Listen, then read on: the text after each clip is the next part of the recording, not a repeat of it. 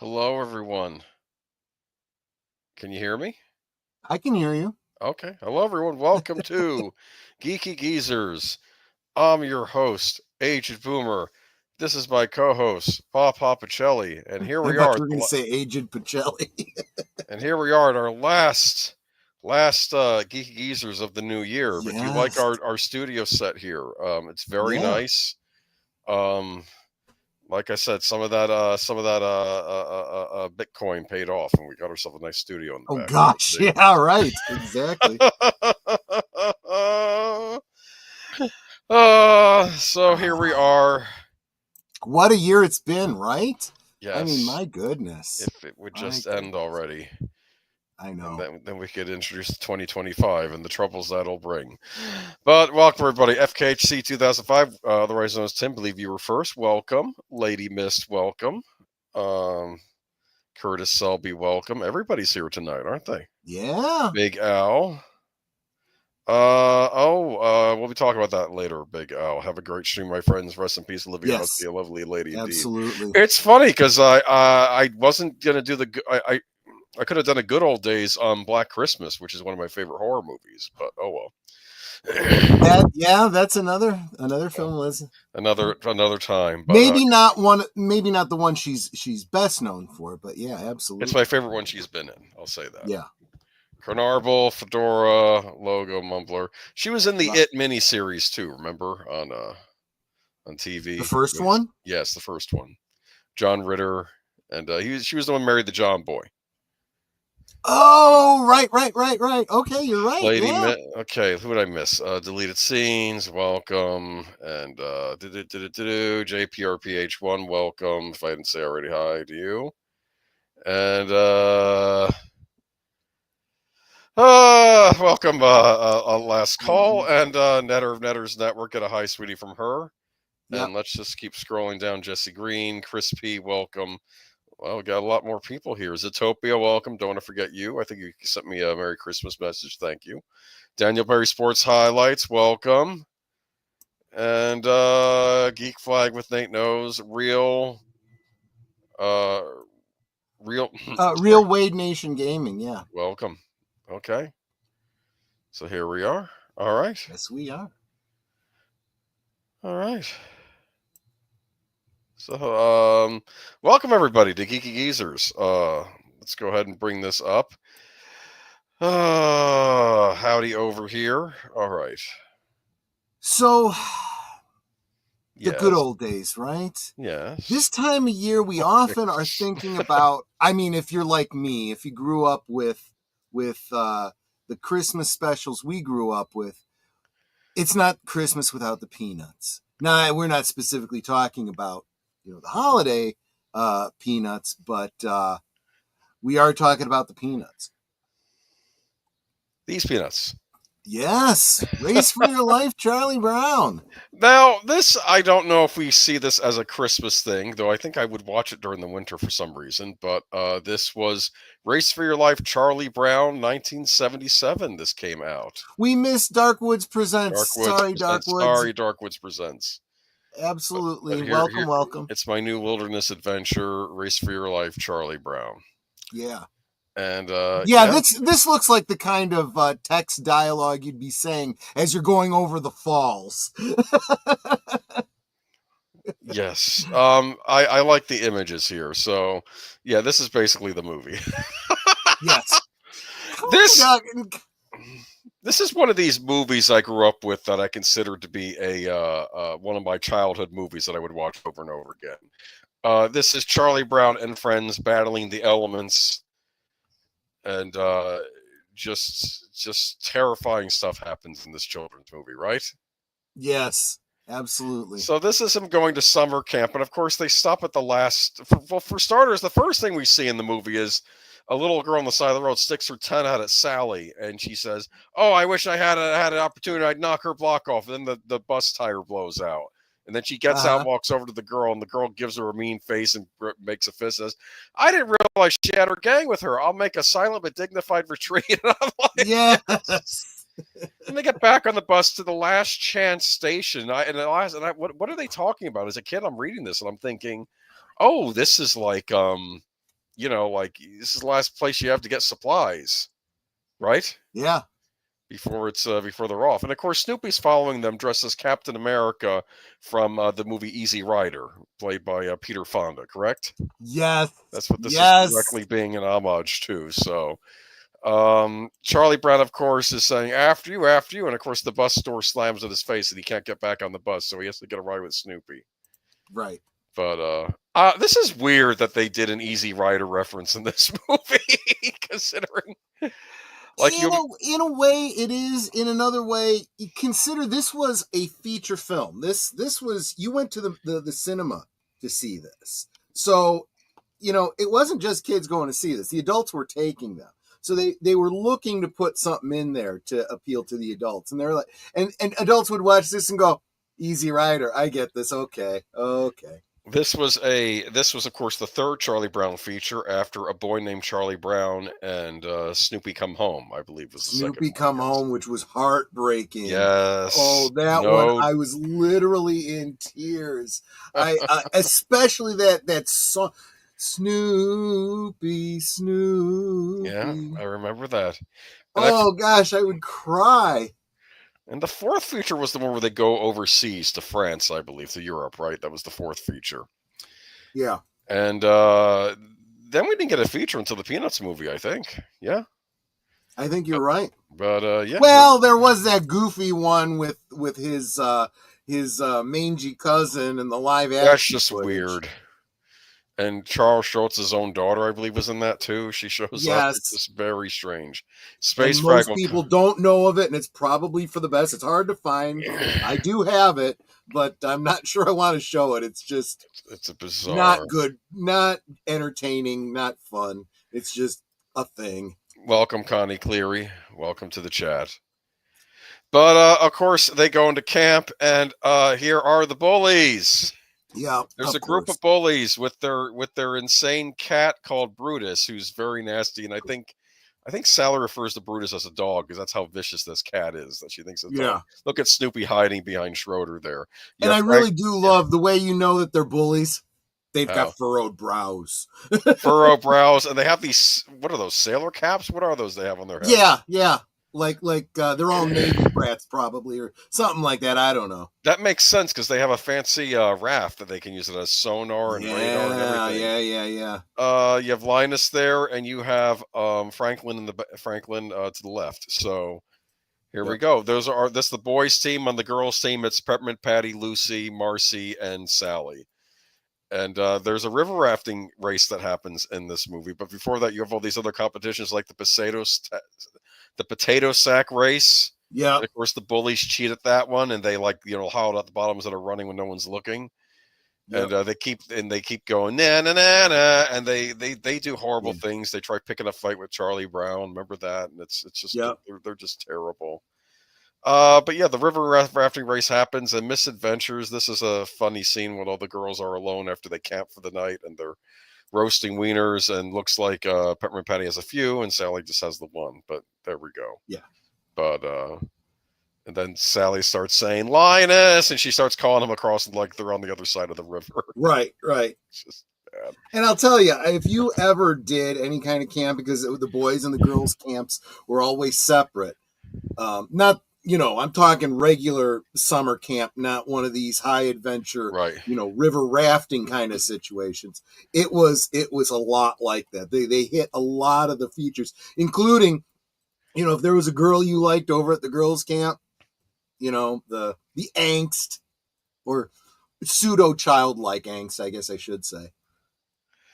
I guess because no one wants the other to dance, that sort of thing, right? Uh-huh.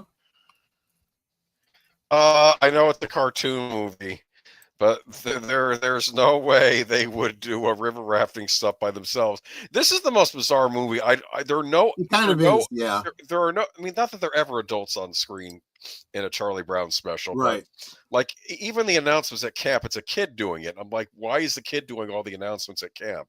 Now hear this. Now hear this. They keep saying, and it's just they're on an unsupervised river rafting condition in. I don't know where they are. Is this Alaska? Because there's snowfall in the middle of summer during this too. There's like snowy areas. Yep. Maybe I'm thinking too much about this. I don't know, but Well, you know that there's snow up on the mountains, so you know if they need an event that takes place in the snow, what do? You go up to the mountains, you know. yeah, I don't know. So like that, there was a reason I didn't misspeak when I said high adventure. We used to have high adventure camps in the Boy Scouts.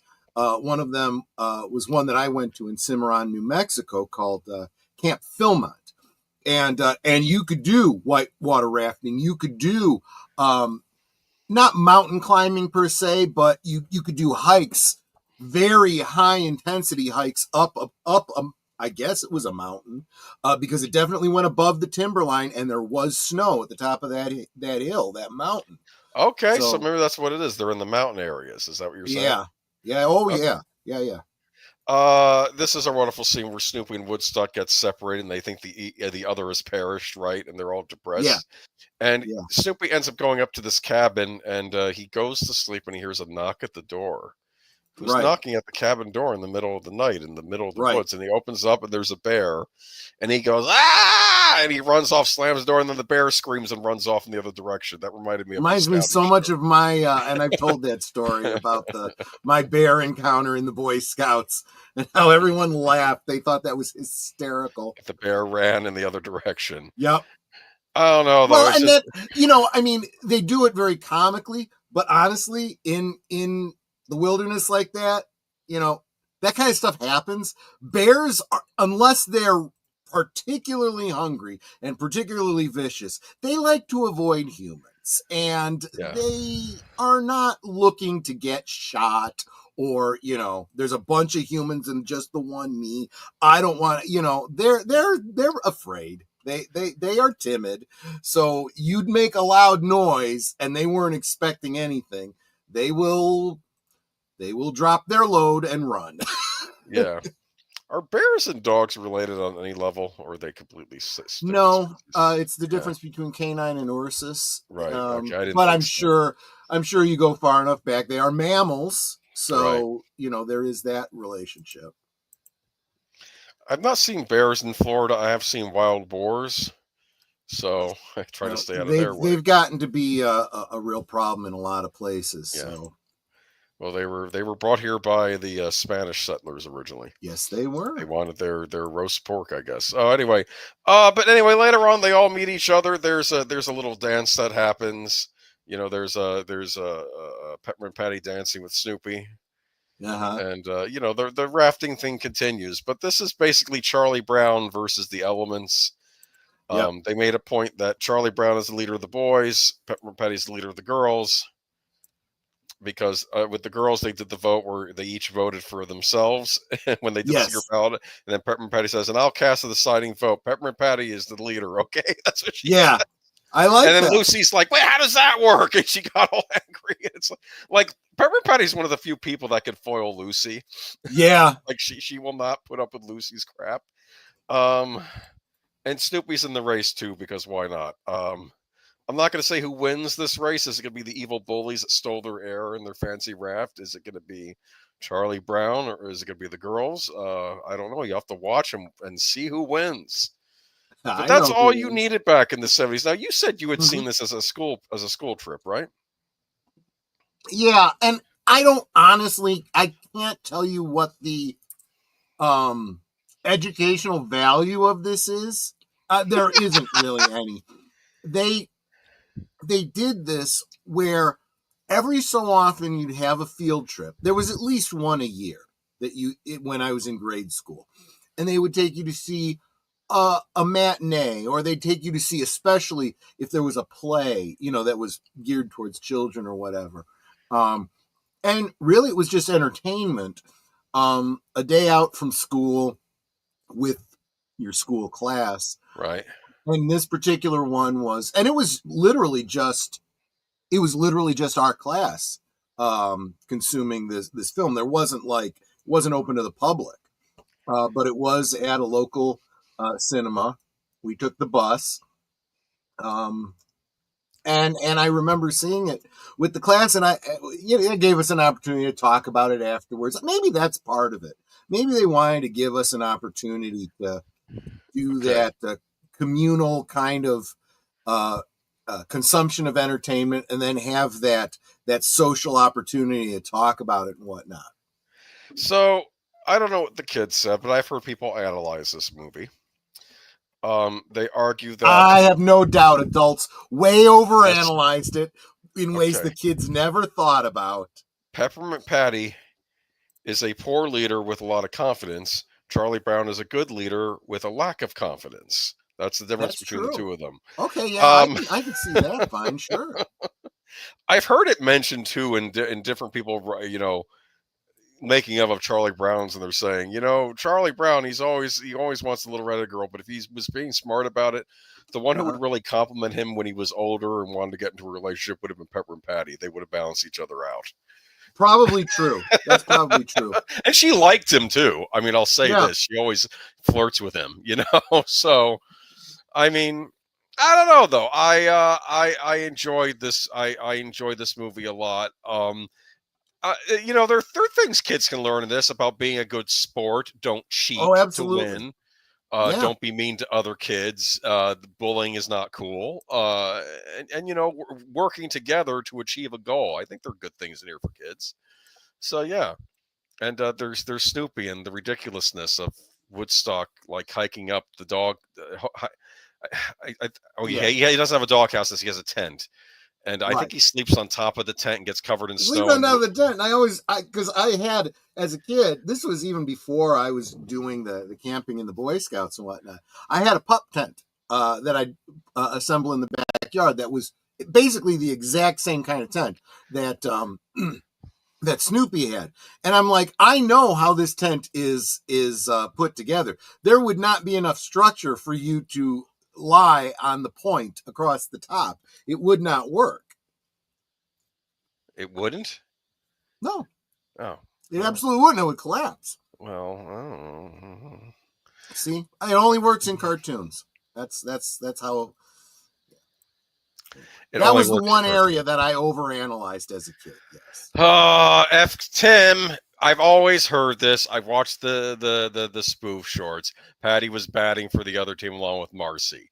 I'm sorry. That is only something that's come into vogue very recently. This is because Peppermint Patty is a tomboy, and then it became this thing that tomboys can't be feminine women, which of course they can be, because she likes sports. And then it was hugely popularized by Seth MacFarlane. Yes. And his cartoon show. It's like, you know what?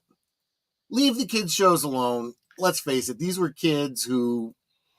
normal kids. I would rather not see the WB version of them as teenagers, okay? I really would rather not. What I thought was interesting in this is when they all go to dance, or at least when, Franklin and asks Marcy to dance, which, and they're just kids, but who knows? When they're older, I don't know. That would be interracial. Look at that, see? So, I don't know. But the point is that it's a nice, innocent kids cartoon. I liked it. It's got good messaging, and it's funny. Yeah. Because it's ridiculous that these kids are going on this horrifying excursion with no supervision. No adult supervision. Which, to be fair, in the 70s, that might have been more the case than not, right? Yeah, it actually isn't that far from wrong, The follow-up is someone gets seriously injured or killed on this, and then his mother comes back and starts terrorizing the camp. This is why we don't want parents or adults in these. Okay, that's enough for Race for Your Life, Charlie Brown. We're gonna have a little bit of news on that coming up too. Unfortunately, we do have a celebrity death to talk about tonight. Olivia Hussey passed away. I saw this, and this is kind of the nature of finding out about stuff on social media. You start seeing people posting about somebody, not saying, rest in peace, in remembrance, whatever. Posting memories of her and her films and how she aged so well. I mean, definitely. Yeah. She was just beautiful. And that's what caught me. I'm like, wow, she was in her 70s and she still looked so wonderful. And then I saw the rest in peace. I'm like, oh no. No. It's too bad. I always liked her. Of course, many of us know her from Romeo and Juliet, where you would run into in high school and like you'd say, "Hey, how was the Romeo and Juliet?" And the kid the kid who had the period before this, "You got to see Juliet's boobs and Romeo's butt." That's what he said to me.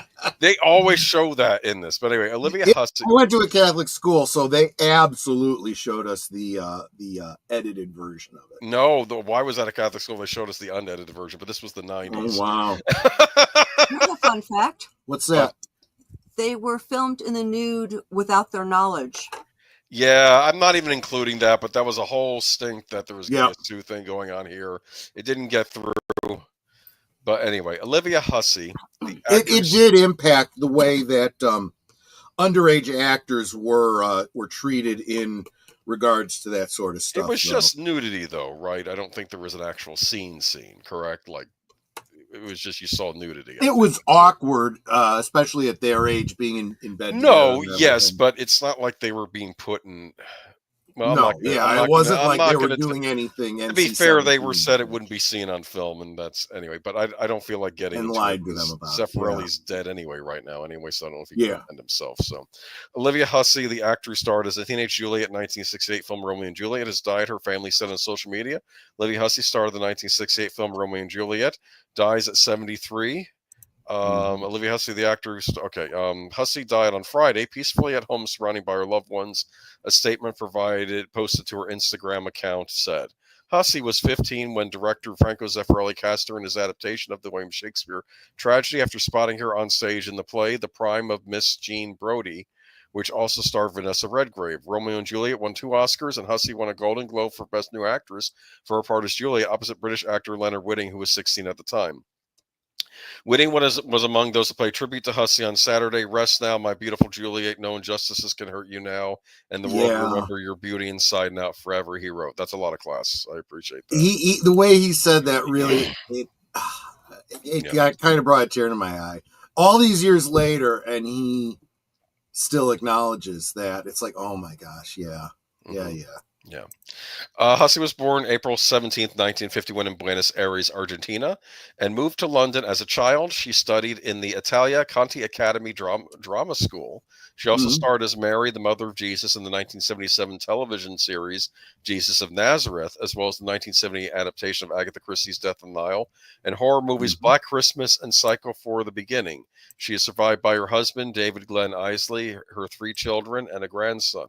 I remember Jesus of Nazareth. Have you ever seen that miniseries? Yes, I have. Yeah, that might be one of the best adaptations of I think the Jesus story ever made. But that's just my opinion. But I tend to agree with you. You like it? I at least have great memories of it. Yes, and that was made for TV, but it really had an epic film scope to it when it was on air.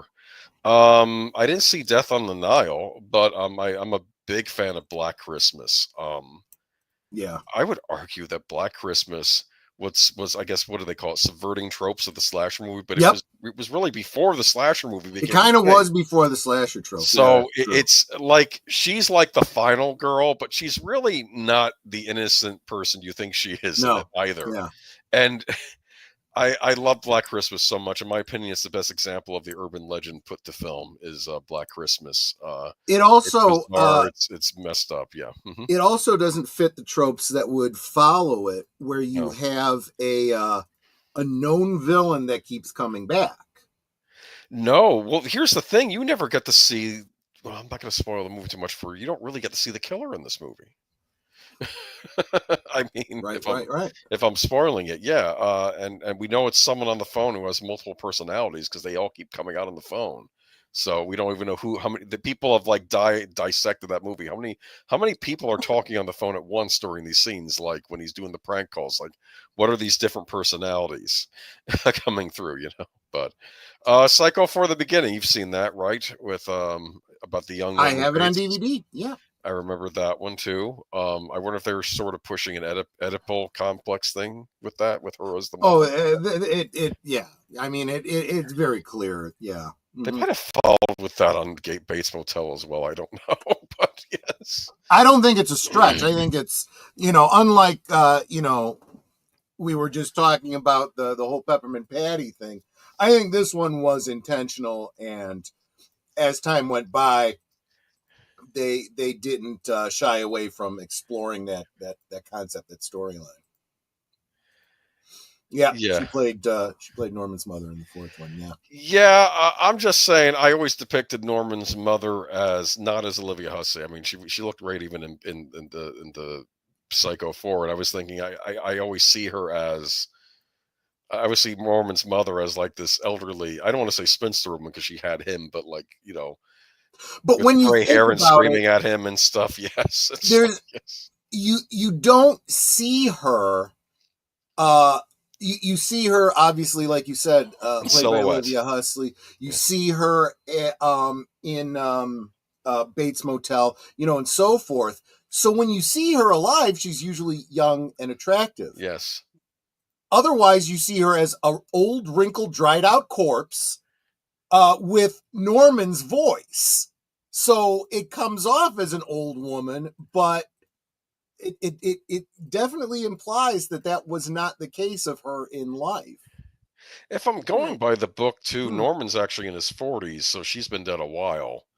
Right. In the book version, Exactly. whereas I think he's in his 20s in the movie version with Tony Perkins. I would argue early 20s in that. Yeah.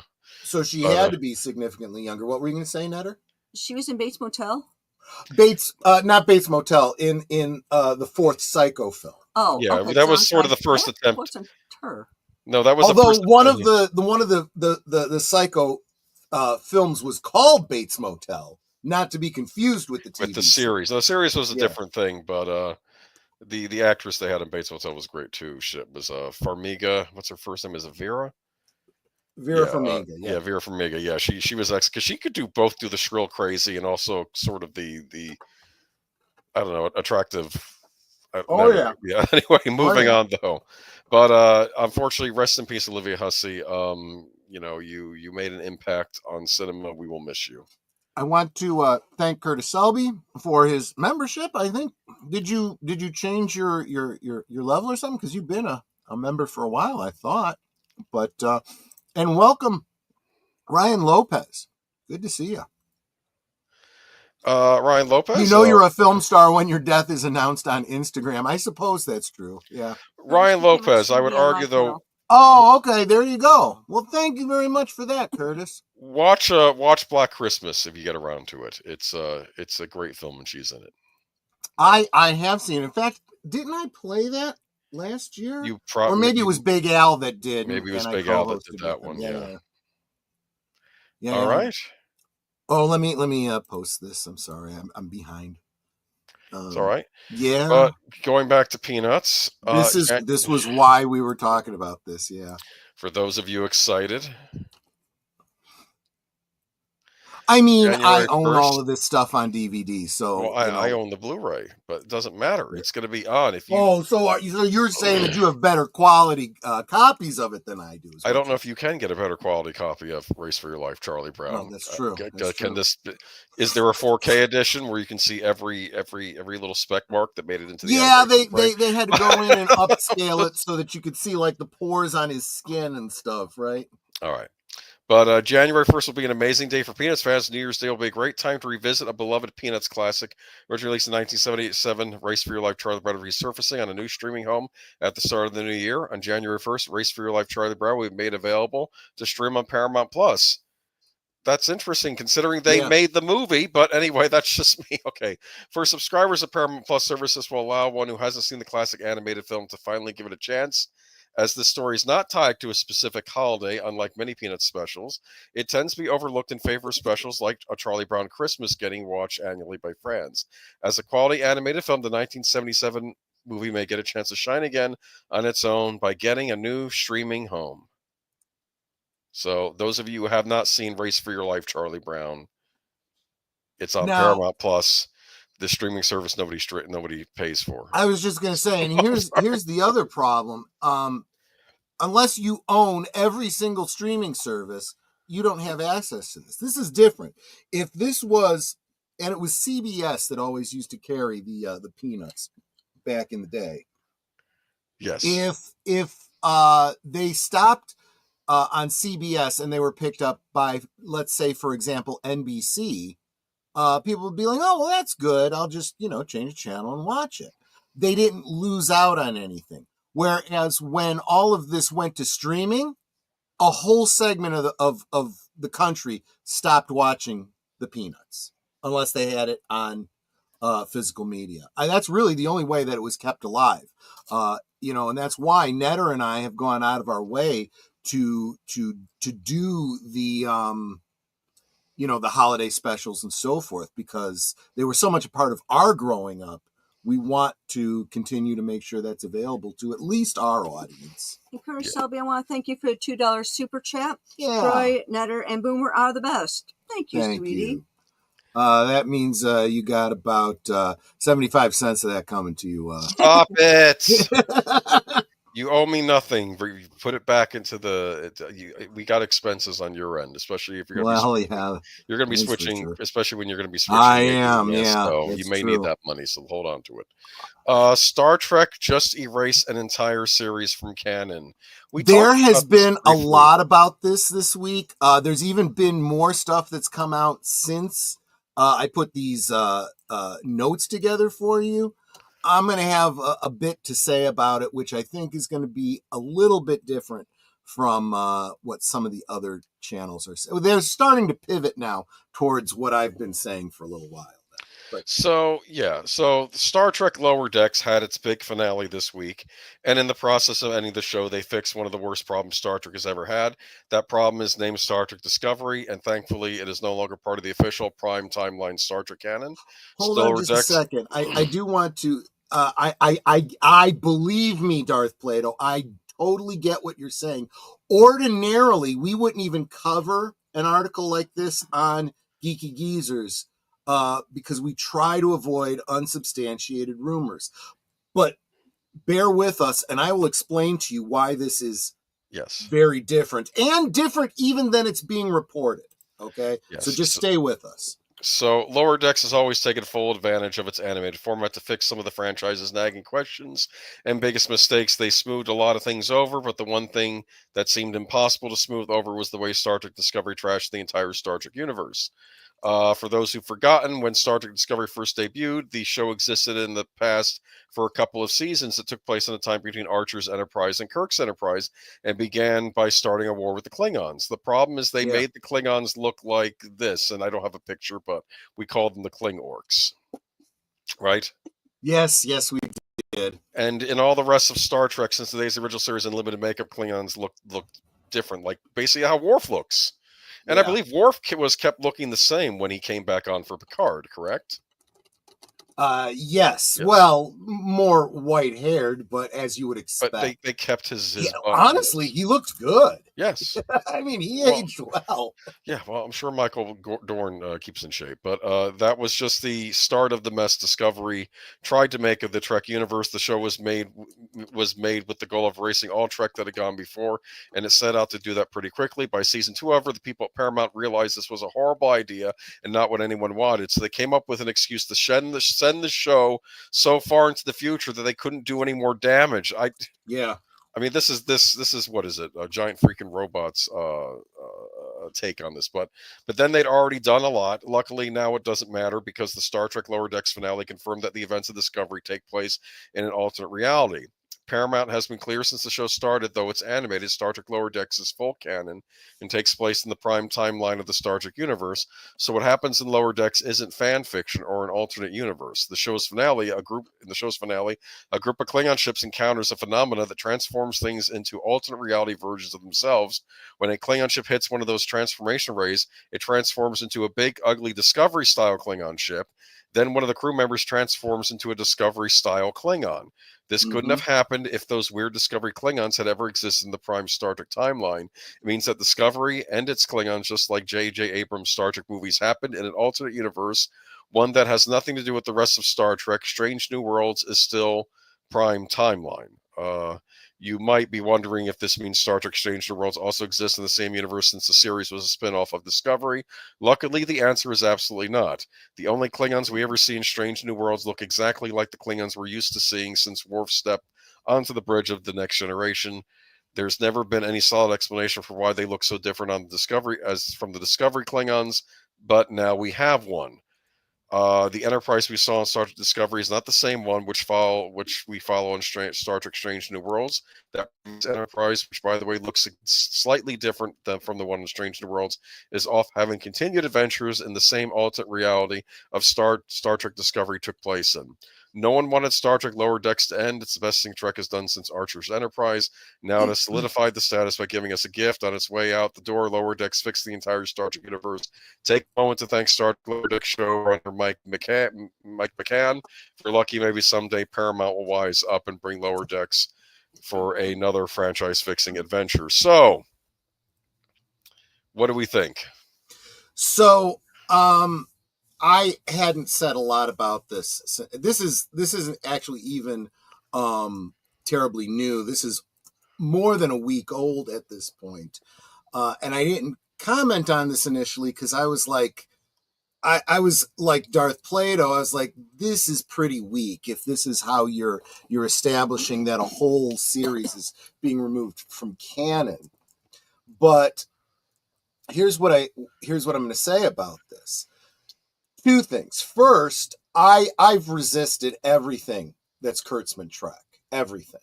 So as Ryan Lopez had said, everything after Enterprise to me is non-canon anyway.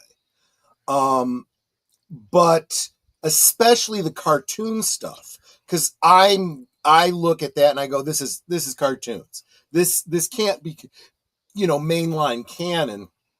Especially when you watch an episode of it and it's so, tongue-in-cheek humorous, to the point where even the technobabble and stuff is ridiculous, even by Star Trek standards, right?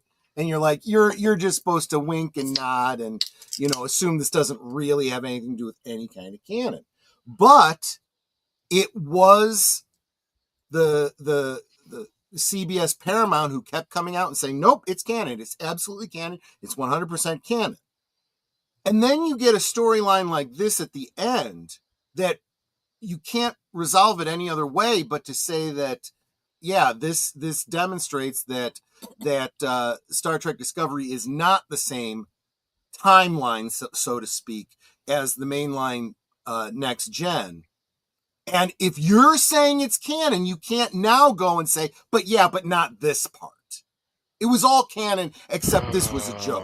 You can't do it. It can't be both ways. It's either one or the other, right? But then the logical, the dispassionate part of me steps back and stops being a fan, because let's face it, I haven't been a fan of this for a long time anyway, and says, what's really going on with the rights related to Star Trek? Because that's what it really comes down to. This whole Kurtzman Trek concept was a rights issue. And you can argue if you want about 25% different, blah, blah, blah, blah, blah. But that is how rights related things work. Okay. This is what drove so many of the changes with Superman, changing his outfit, changing his origin, everything that ever happened to Dick Grayson, everything that ever happened to Superboy, everything that happened to Supergirl for a long time. This was all for those comic book companies to avoid giving royalties to the writers of those characters. And the big one, of course, being Superman, trying to cheat the Siegel and Schuster families out of the rights to anything related to Superboy. Superman's career as a superhero before he became Superman and moved to Metropolis. All these different wonkinesses because of that. And then Star Trek starts the exact same thing. To a smaller degree, it started with the movies and TV, but it started big time when J.J. Abrams comes along and Bad Robot. What I had heard is that Paramount and CBS got all the Star Trek stuff worked out, but unfortunately, Abrams was still under contract, and his contract doesn't allow for 100% Trek. But exactly. CBS and Paramount now have that all worked out, so if they were to get rid of his contract, get rid of Secret Hideout, and start over, then we could just get normal Trek back, correct? So and here's what I'm leading up to, right? So when it comes to merchandising, right? Any Captain Kirk that is in the appearance of William Shatner, that's clearly Prime Trek. That is CBS Paramount, right? All that money goes to them. If you were to pick up a Captain Kirk that looks like Chris Pine, that money goes to Bad Robot. That's just how it works. The problem is, for Bad Robot, nobody was buying those action figures. They were buying the classic stuff and the classic ornaments and the what's his name, Leonard Nimoy Spock and all that kind of stuff. You know, But now even we have a third Kirk now, though. Yeah, that one too. I don't think he's even gotten an action figure because no one is buying any of that stuff either. Mego has come back since they went out of business in the 80s. They've returned and started making new action figures. Everything that they made from the original series, they started putting out a line of movie figures. There was a con and so forth. All of that stuff sold great. They put out Burnham and Saru figures. Nobody bought them. Nobody bought them. And you know, you can't make money on a series that isn't. Plus, again, we're going to talk about this later in the stream under some other topics, but the fact is streaming services don't make money on these projects. They're not being released in cinema. There's no commercial dollars, and they're not selling merchandise. So they're not making money off of this stuff. And here's where we get into the business end of it. Skydance is now coming in. Skydance is now coming in and looking at this going, yeah, we're not going to be renewing this contract. We don't want anything to do with this flavor of Star Trek that's not making money. Take it, go away. Now, you can't keep it as canon if you do that, because Bad Robot and Secret Hideout own their little portion of what they did. That's theirs. So if they are no longer contracted and they can't do Star Trek stuff, then that can't be part of canon. For all the reasons that we talked about with other stuff. Yeah, that new I thought that too, actually, Darth Plato. Well, it's ironic he says that because Jim Carrey played Captain Kirk in a skit on In Living Color once. That is actually true. You're absolutely right. So it's not even a question of, well, is this canon? Is that not canon? Do I want to believe it's canon? Do I not? By legal rights, if they get rid of Bad Robot and Secret Hideout, it can't be canon anymore. So that gets us to a point that Darth Plato made. What were you going to say? I was going to say, not even making new fans, converting us to the fandom. Well, I want to make a point that the old Star Trek had its own internal logic of how things worked in that universe, of how science worked in that universe, and you would follow along with it. Whereas the new Trek, you could tell they were playing fast and loose, and then it all falls apart. So exactly, there has to be that level of verisimilitude, or the fans will not accept it. So that brings us up to something that Darth Plato said earlier. Okay. Well, how can they decanonize it when we still have Section 31 coming out? And now, until it comes out, it hasn't come out, right? We have no way of knowing. There are currently rumors that they may just shelve it, and it will not happen. Even Michelle Yeoh is apparently behind the scenes getting very concerned about how this is going to impact her recent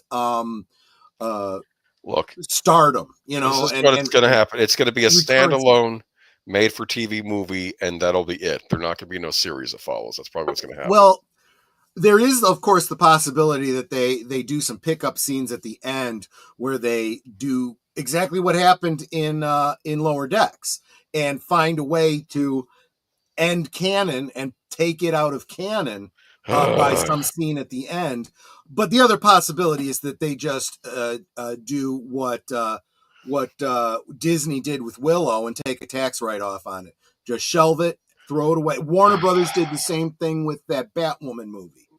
You just Nobody's asking for a Section 31 anything. Nobody was, yeah. It was annoying that they showed up in Into Darkness. They showed up too. It's annoying. I want it out of Star Trek. The only ones that were, of course, are Kurtzman and Abrams. Now, I keep saying Abrams because that's what started the Kurtzman era, but in all honesty, Abrams is out too.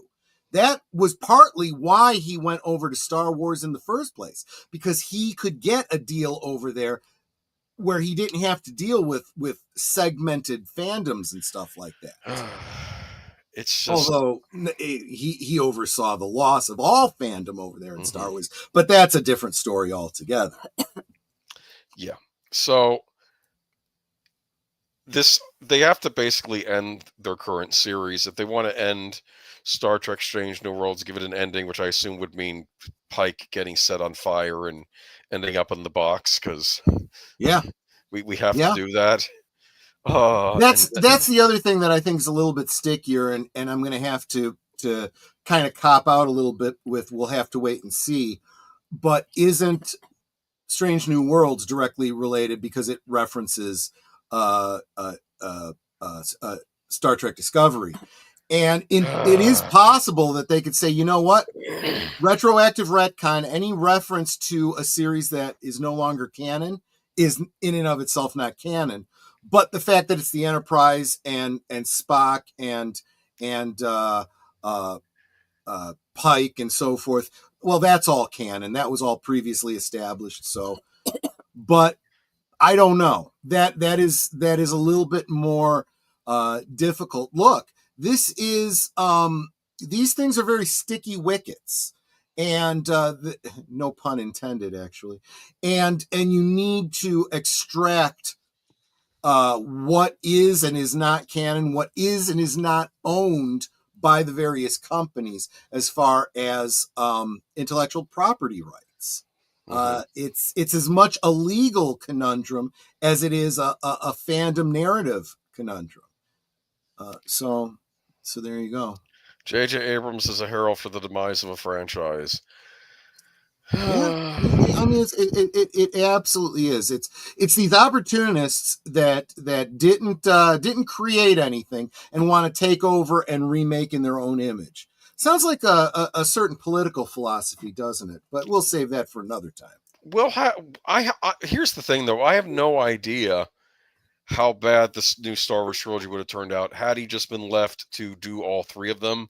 I don't think it would have been great. I don't think we would have had the disaster that Last Jedi and then Rise of Skywalker turned out being after that, because I still don't think it would have been great. I think it would have been passable. That's what I think was going to happen if J.J. Abrams had just been left in charge of the whole thing. But look, then it just talked all fell about apart. J.J. Abrams before. We've talked about things like Fringe and Fringe I love. And what was that other one that he did? Felicity. Was that him? Really? That was him. That was, I mean, that's hardly... Alias. Really You're thinking of Alias. Yeah, I'm thinking of Alias. Alias I enjoyed. Yeah. If he is not directly overseeing the aspects of it and he's just producing it and he allows better writers to come in and manage things, it comes out really well. When he starts tinkering around, we get Mystery Box. We get the end of Lost is what we get. Mystery boxes. And that was a mess. Yeah, and mystery boxes without any freaking anything in them. The Force Awakens was, here's the thing. I'm not going to argue with you there. I just think that what was wrong with it might have gotten smoothed out in the sequels. And that was one. That's what I think happened.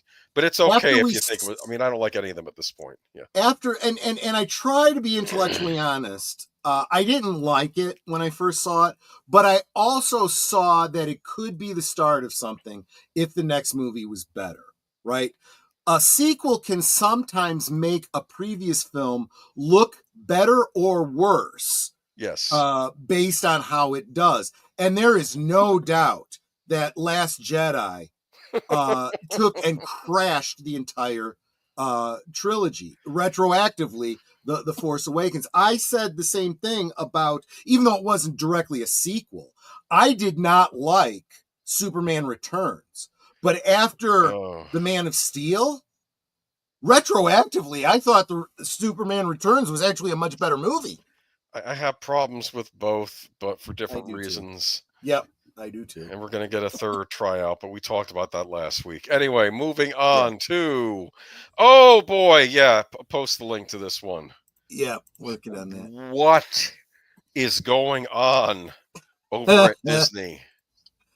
I've heard this. Honestly, I don't think that Disney has known for a long time what's going on over at Disney. Now, in defense, I've not seen Andor. They've said it's the best of the newer Star Wars things. I've just not seen it myself.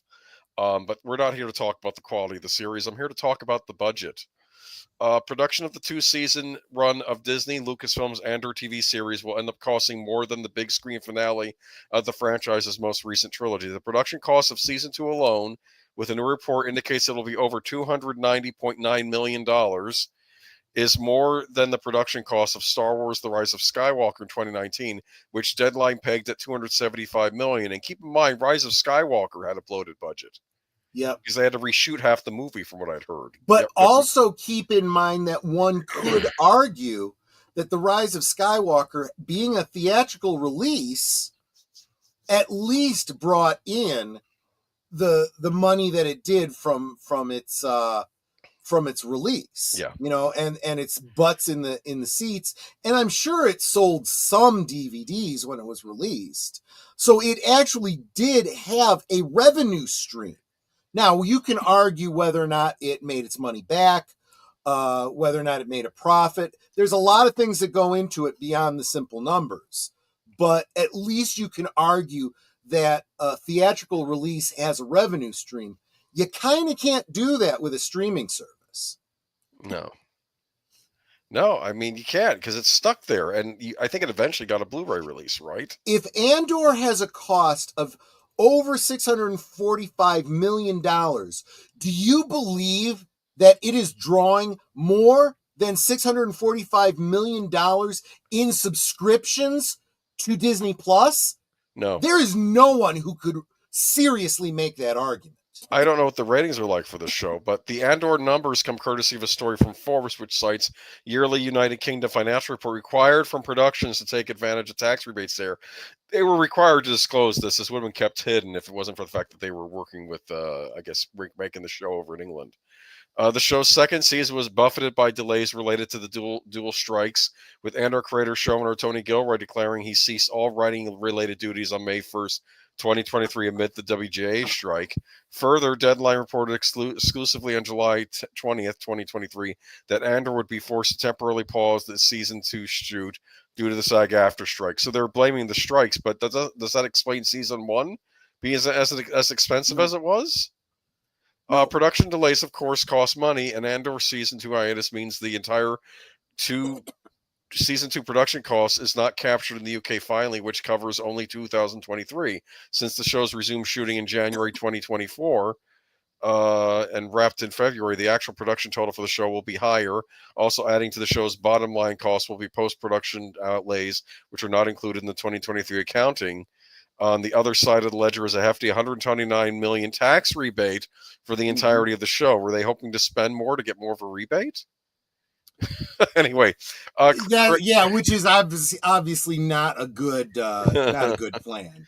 That's like look, I put in all of these change machines at the arcade, and people keep putting in dollars and getting 4 quarters back, and I'm breaking even. I guess I got to put more machines in.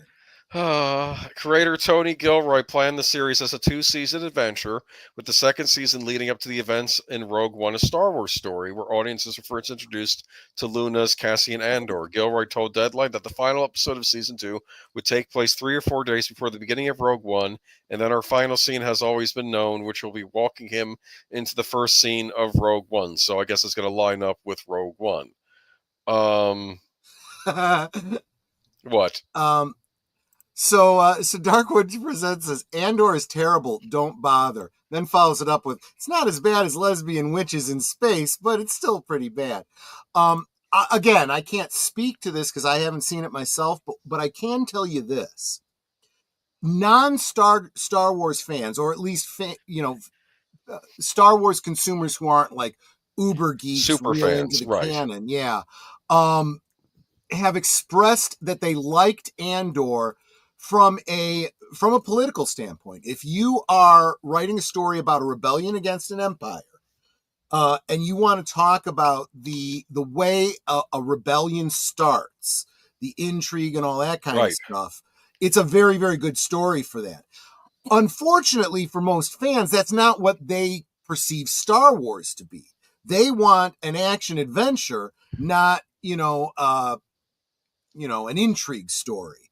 Well, one could argue, though, that the natural evolution for Star Wars is to start covering those kinds of things. Sometimes maybe you have Star Wars stories that have nothing to do with the Star Wars. It has to do with survival on Tatooine, well, okay, wait a minute. That was Book of Boba Fett. Never mind. They didn't like that. But my point being that I guess there are some good things about it. I can also speak to it from the point of view of someone who enjoys the toys of Star Wars. Because of when Andor is set, that means we can get more of the Imperial officers, the army troopers, the stormtroopers, and so forth. The different droids are pretty great. I guess there was a female Imperial character that, because they made an action figure of her, they now have a female Imperial officer you mold can use that they and can use make the mold for more other different characters. figures of. Some figures that, from the EU, all they got to do is make a head for. And that's the only way we're going to get those kinds of figures, is if there's something like this, But getting past the quality of the show or lack thereof, this is an insane I'm not budget. disagreeing with you on this, Darkwoods. Yeah. They could have made both the solo film good and Andor as well. They just don't like strong male characters. This is a problem with Kathleen Kennedy. I mean, they don't like any heroic characters at all unless they're Mary Sue's. Yeah, but this is belay Kathleen that whole Kennedy. point. There are other problems with both of. Well, I again can't speak to Andor, but the Han Solo thing was a cluster from the beginning. Okay. And it also has to do with the decanonization of their EU that people loved and always assumed was part of Han Solo's history that they dumped all over. And it's just dumping on the fans more and more and more and more. In terms of Star Wars merchandise, I know it's no longer in stores over here anymore. That's a great point, Sashi. I'll speak to that in just a second. Okay. I don't see how he can make money anymore. It used to have its own wall. Well, the same here in the U.S., Sashi. We don't have, when I go, Netter can tell you, it used to be, if she wanted to go look at something in the store, I'll find you in the toy section. I don't go to the toy section anymore because they don't have crap there anymore. There's like 2 or 3 Star Wars things. They're either the 6-inch figures that I don't buy or the kiddie small stuff that I don't buy either. If you want to get this stuff, you get it directly from Amazon or Hasbro Pulse. And the kids, so therefore the kids aren't buying it. Only the adults like myself are buying it. Those are the only people buying this stuff. Getting back to, I did want to make a point though. The budget on this thing, the budget. I tried finding a similar. Nate gets us back on track here. I want to argue something. I tried finding out what the budget for Dune Prophecy is. It's not disclosed. Couldn't find that out. Found out what the budget though for Apple TV's Foundation season 1 and season 2. Sure. Roughly $45 million per season. And, you could argue as to the quality of that show. I thought season 1 was good. I thought season 2 $45 million is that was considered expensive for a science fiction streaming series. 45 compared million. to the $645 million of this one? Yes, but the point is this.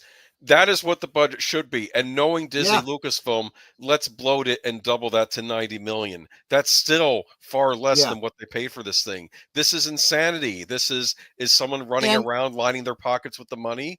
Is there creative accounting I'll do you going one on even here? better. I'll do you one even better. I don't know this for sure. This is speculation based on a show I haven't seen, but I've heard fans speculate that some of the sets and costumes and things that they're using in Dune Prophecy, even though it kind of doesn't make any sense because of the time period they're dealing with, Yes, are reuses of some of the stuff from the films. They're Trying to things keep that the verisimilitude of style and whatnot. there are things But you that know it's all bother part of the me. same universe. There are things that bother me about Dune Prophecy, and the fact that if this is, what is it, 1,000 years before Paul Atreides and all this, Yeah. things should look radically different. They really shouldn't Yeah. look like they do in the Dune movies. You should have, I mean, I guess whatever the protective screens are around bodies, they look kind of different, but they're still similar to what we saw I'll in the tell Dune you, movies. if you're going to do it, you got to do it the way they did Battlestar Galactica's Caprica, which looked very different from the and that was only a couple generations. That's like 20 years earlier.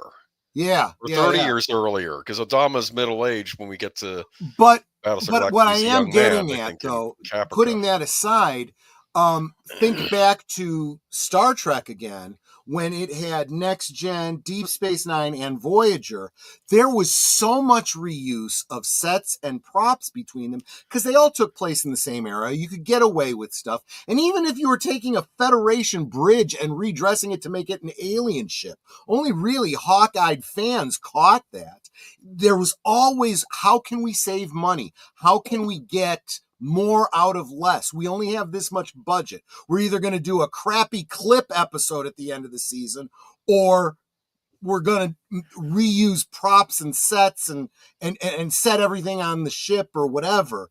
And there isn't that kind of mentality, even though there absolutely could be and should be in Star Wars. There is zero reason that stuff that was used for Rogue One, for let's face it, the original Star Wars, the prequels, all those props, all those costumes, all those sets should be available to them to use for this, and it's not.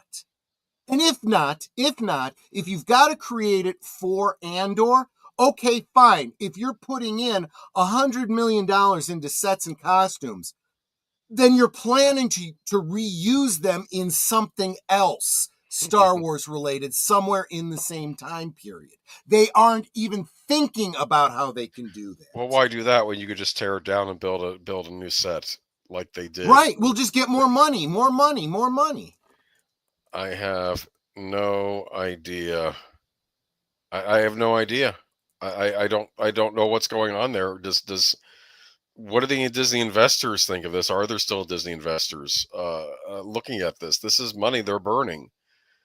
You should not be spending this much amount of money on a streaming series. See, this period. I find interesting. Darkwood says Ron Howard wouldn't let him be a cocksure male character, and Alan Ehrenreich, who played Han, had to do repeated scenes to be less strong and masculine. I can believe it. Huh? I can believe it. Say? Go ahead. No. I hadn't heard that before, but I absolutely could believe it. And but of course that really flies in the face of a certain cantina proprietor who would argue that it's all Ehrenreich's fault. He was the reason, and he was a bad Han Solo. It had nothing to do with Opie. I'm just taking a jab. Thank you for the super chat, Clue Channel, and welcome to the chat. Always good to see you. Thank you, Clue Channel. You are wonderful. You absolutely are. Time to move on. But that came right out of Alden Ehrenreich's mouth. Okay, yeah. Well, I mean, regardless of what you think of him, I mean, he is a first-person account, right? It's fine. You're fine. I appreciate you, Clue Channel. What was I going to say? Well, no, it's just you're not monetized, so that's why you overlooked it. I'm playing. Yes, they have. Yes, Geek Flag in Dune Prophecy, they have the body shields. Oh, was that supposed to be new technology that was introduced in regular Dune? No, it exists 1,000 years before Paul Atreides. Come on now. Has a different color though. It would have been. I assume it's different for the exact same thing. I was going to say it would have been funny if it had been like the technology that you see in if they'd done it in the style of the David Lynch, that blocky, money for nothing looking. That might have been kind of funny. Yeah. It might have made sense if they just decided, hey, I do that to play 1,000 Clue, years but is a big gap between technology. But I do want to make sure that everyone knows that we haven't yet gotten Boomer monetized, so we need to make sure that you are subscribed to Boomer, that you share out Boomer's channel, get all your friends to subscribe to Boomer, so that 2025 is the year of Boomer monetization. Okay. And watch hours. Yeah, he's got to get watch hours too. But fine. the first order of business is getting him to the 3,000 subscribers. No, 1,000 subscribers is the big number. He can actually get by with 500. Okay. To get monetized, but 1,000 is usually what you go for because it's. That's the almost bare minimum, and then we'll start working on hours. Honestly, the two go together. Anyway. You have more subscribers, you get more watch hours. So let's see if we can't get him to those goals in 2025. Hello, Space Fraggle. Yes, thank you. But this is I'm sorry though, but how I understand that they weren't using like the green screen stuff they used in The Mandalorian. They were building actual sets, but still, this is a horrendously expensive series. Which makes you ask why? Why the hell? Now, I will do a plug for another beloved channel, Michael French over at Retro Blasting. In the next couple weeks, is going to be putting out a Rogue One deep dive. That I think is going to be amazing. And one of the things he's pointing out is that there is a line in Rogue One where it looks like they've been captured or they're going to be captured and they got to escape or whatever. And one of the characters is like, well, I've faced worse or I've escaped from worse. And Andor says, well, this is my first time. And then we go back and we see the first season of Andor where he escapes from the biggest high security prison in the Empire. It's like, did you not bother to even watch, Rogue One before you started writing this series? Because it's only a 2-hour movie. Every line is important and tells you something about his history. But, this is, of course, Disney we're talking about here. So anyway, I just think that this is just a ridiculous price tag and they're going to go out of business. I don't understand this. It makes you think what the other streaming series have cost on Disney Plus. Yeah, there's been a lot of speculation. But regardless of what Agatha all along 400 million? I'm kidding. What we do have a lot of is we know that they're not getting a lot of viewership.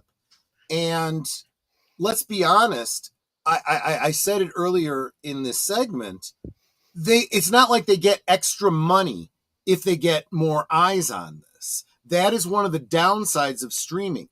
They get what they get for the subscription service on a monthly basis, and that's it. And they're losing money with every single show. And the more bloat they put into it, the more money they lose. And I don't care where the money's coming from. There's only so much that people are going to keep pouring into this. Yeah. Squid Game.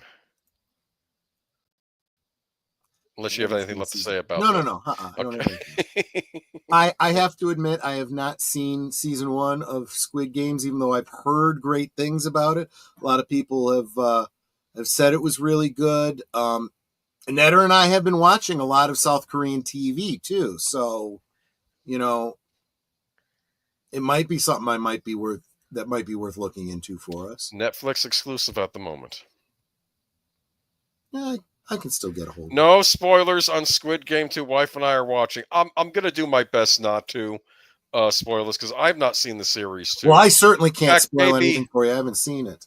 But if you What were you want, gonna say, Clue, if you want to mute for like Boomer. the next 5 minutes, you can. You may. All right. Not that I Boomer. want. Boomer, you have a new sub. The Clue channel is now Thank sub you, Clue channel. Channel. There you But go. feel free to mute if you need to, okay? But I'm going to try not. I tried not to pick anything that was a direct spoiler, or at least not for season 2. So Squid Game season 2 review. Netflix's South Korean loses its edge. The pleasant shock was the first season of Hwang Dong-hyuk's show was equally effective without the element of surprise. The dark social satire, bleak stench of despair, and nostalgic undercurrent steal entertained me completely.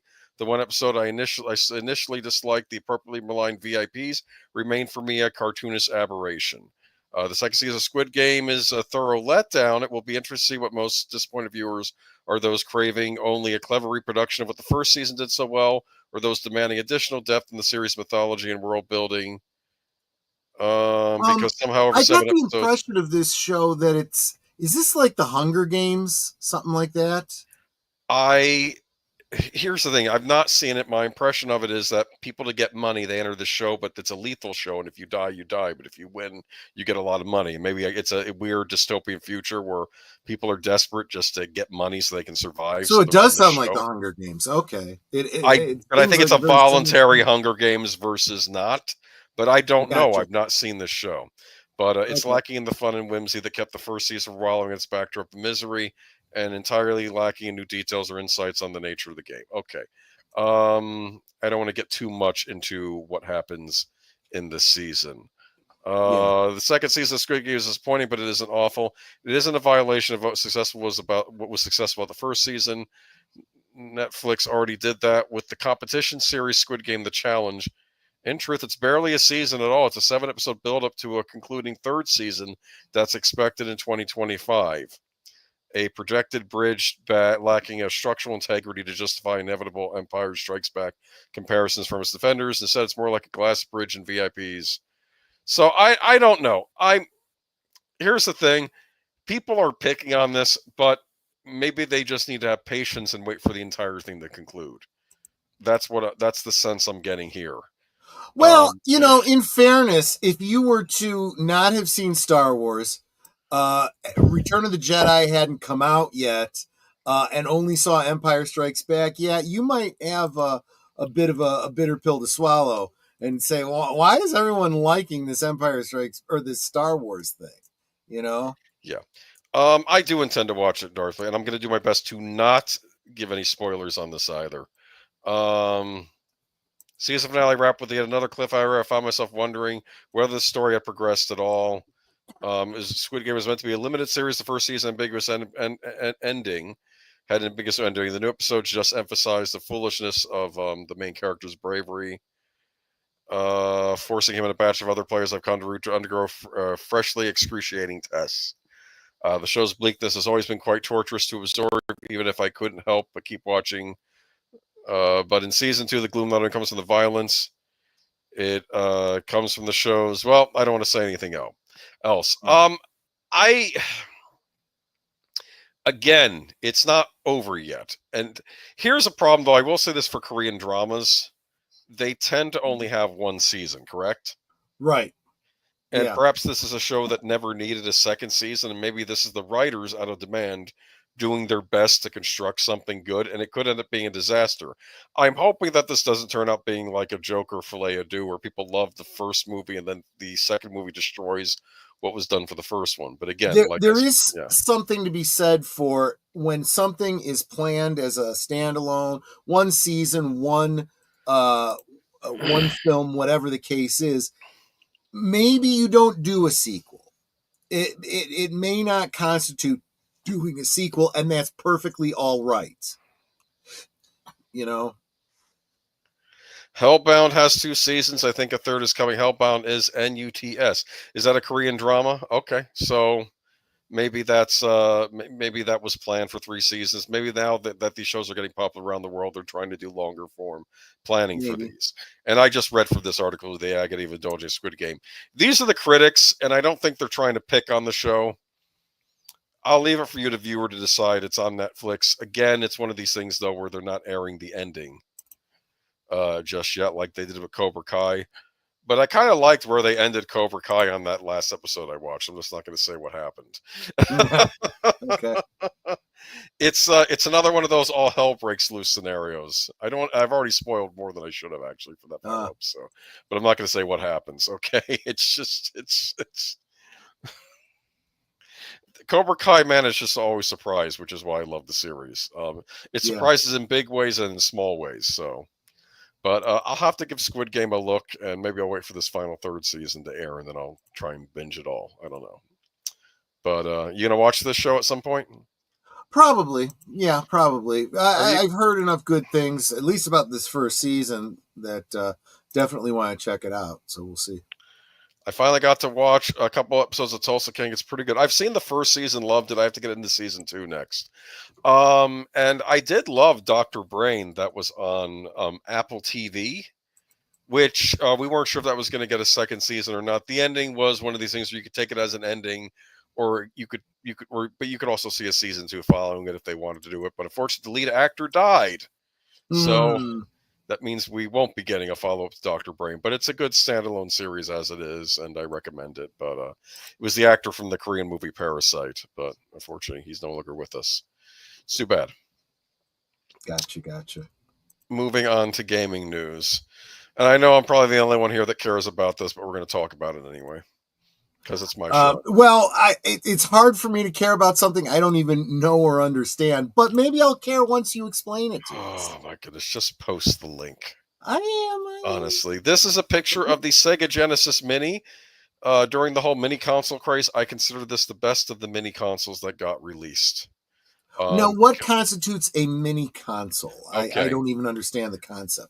Okay. Back in the olden days, in the 1990s and even beyond. The olden days in the 1990s. We had these things called game consoles, and you go out and buy a game console like a Nintendo or a Super Nintendo or a Sega Genesis, and then you'd go out and buy the cartridges for these things. And then you become an older, jaded Gen Xer, and games are very expensive, and you can't buy the cartridges. And, maybe you lost your old game console. Well, Sega comes into the rescue for $79.99. Here is a Sega Genesis Mini that comes with 40 of the 40 greatest hits. Plus, what? Retro Blasting's in the house. He says, Genesis allowed is not. Is console forbidden? Retro Blasting, I appreciate. You did a great stream recently. I watched your Lego video.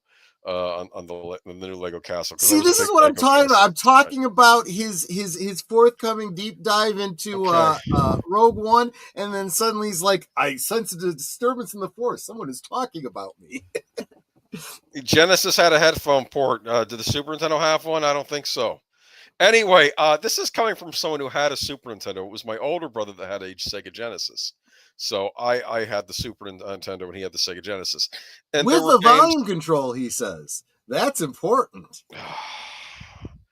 Let me read. Welcome, Retro Blasting, by the way. Anyway, but it was neat because you got 40 games on here plus 2 bonus games. Keep in mind, these games back in the day used to cost $50 a piece, and you get everything on this thing, on the system. You plug it into your HD TV. It looks like a replica of the original console. You can plug these deluxe 3-button controllers, which are exact replicas, or even go out and buy 6-button controllers that are sold separately. You can get wireless controllers for this thing. It's in high definition. The games look great. You can save states. You can put filters or just enjoy the pixels as they would look, and it was really neat.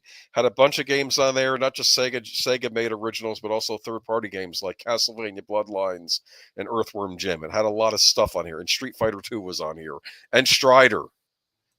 It needed Strider. I was getting angry when they were announcing the game list, and they announced the third one, and they announced the Capcom games, and Strider wasn't there, and I was cussing. I was mad. And then they announced the final batch of games, and Strider was on the final batch of games, and I was happy. Okay. Anyway, I do. This is a side thing, but yes. Michael says, "Holy crap! Space Fraggle has Krug as his avatar right after I dropped a Star Trek 3 reference." Well, it's always been his avatar, but it is good serendipity. I'll say that. Anyway, but welcome, Space Fraggle. No, sorry, welcome Retro Blasting as well. Yes, welcome Retro Blasting. Did you get a Sega Genesis Mini Retro Blasting? because you would have seen what you were missing out on if you had. But if you want to do that in the future, guess what? Sega ain't doing it no more. Mini consoles, the this article, is yeah. this is the news story of the night. Mini consoles based on Sega's Saturn or Dreamcast aren't in the works. Sega has said it's not currently planning to release any more miniature consoles.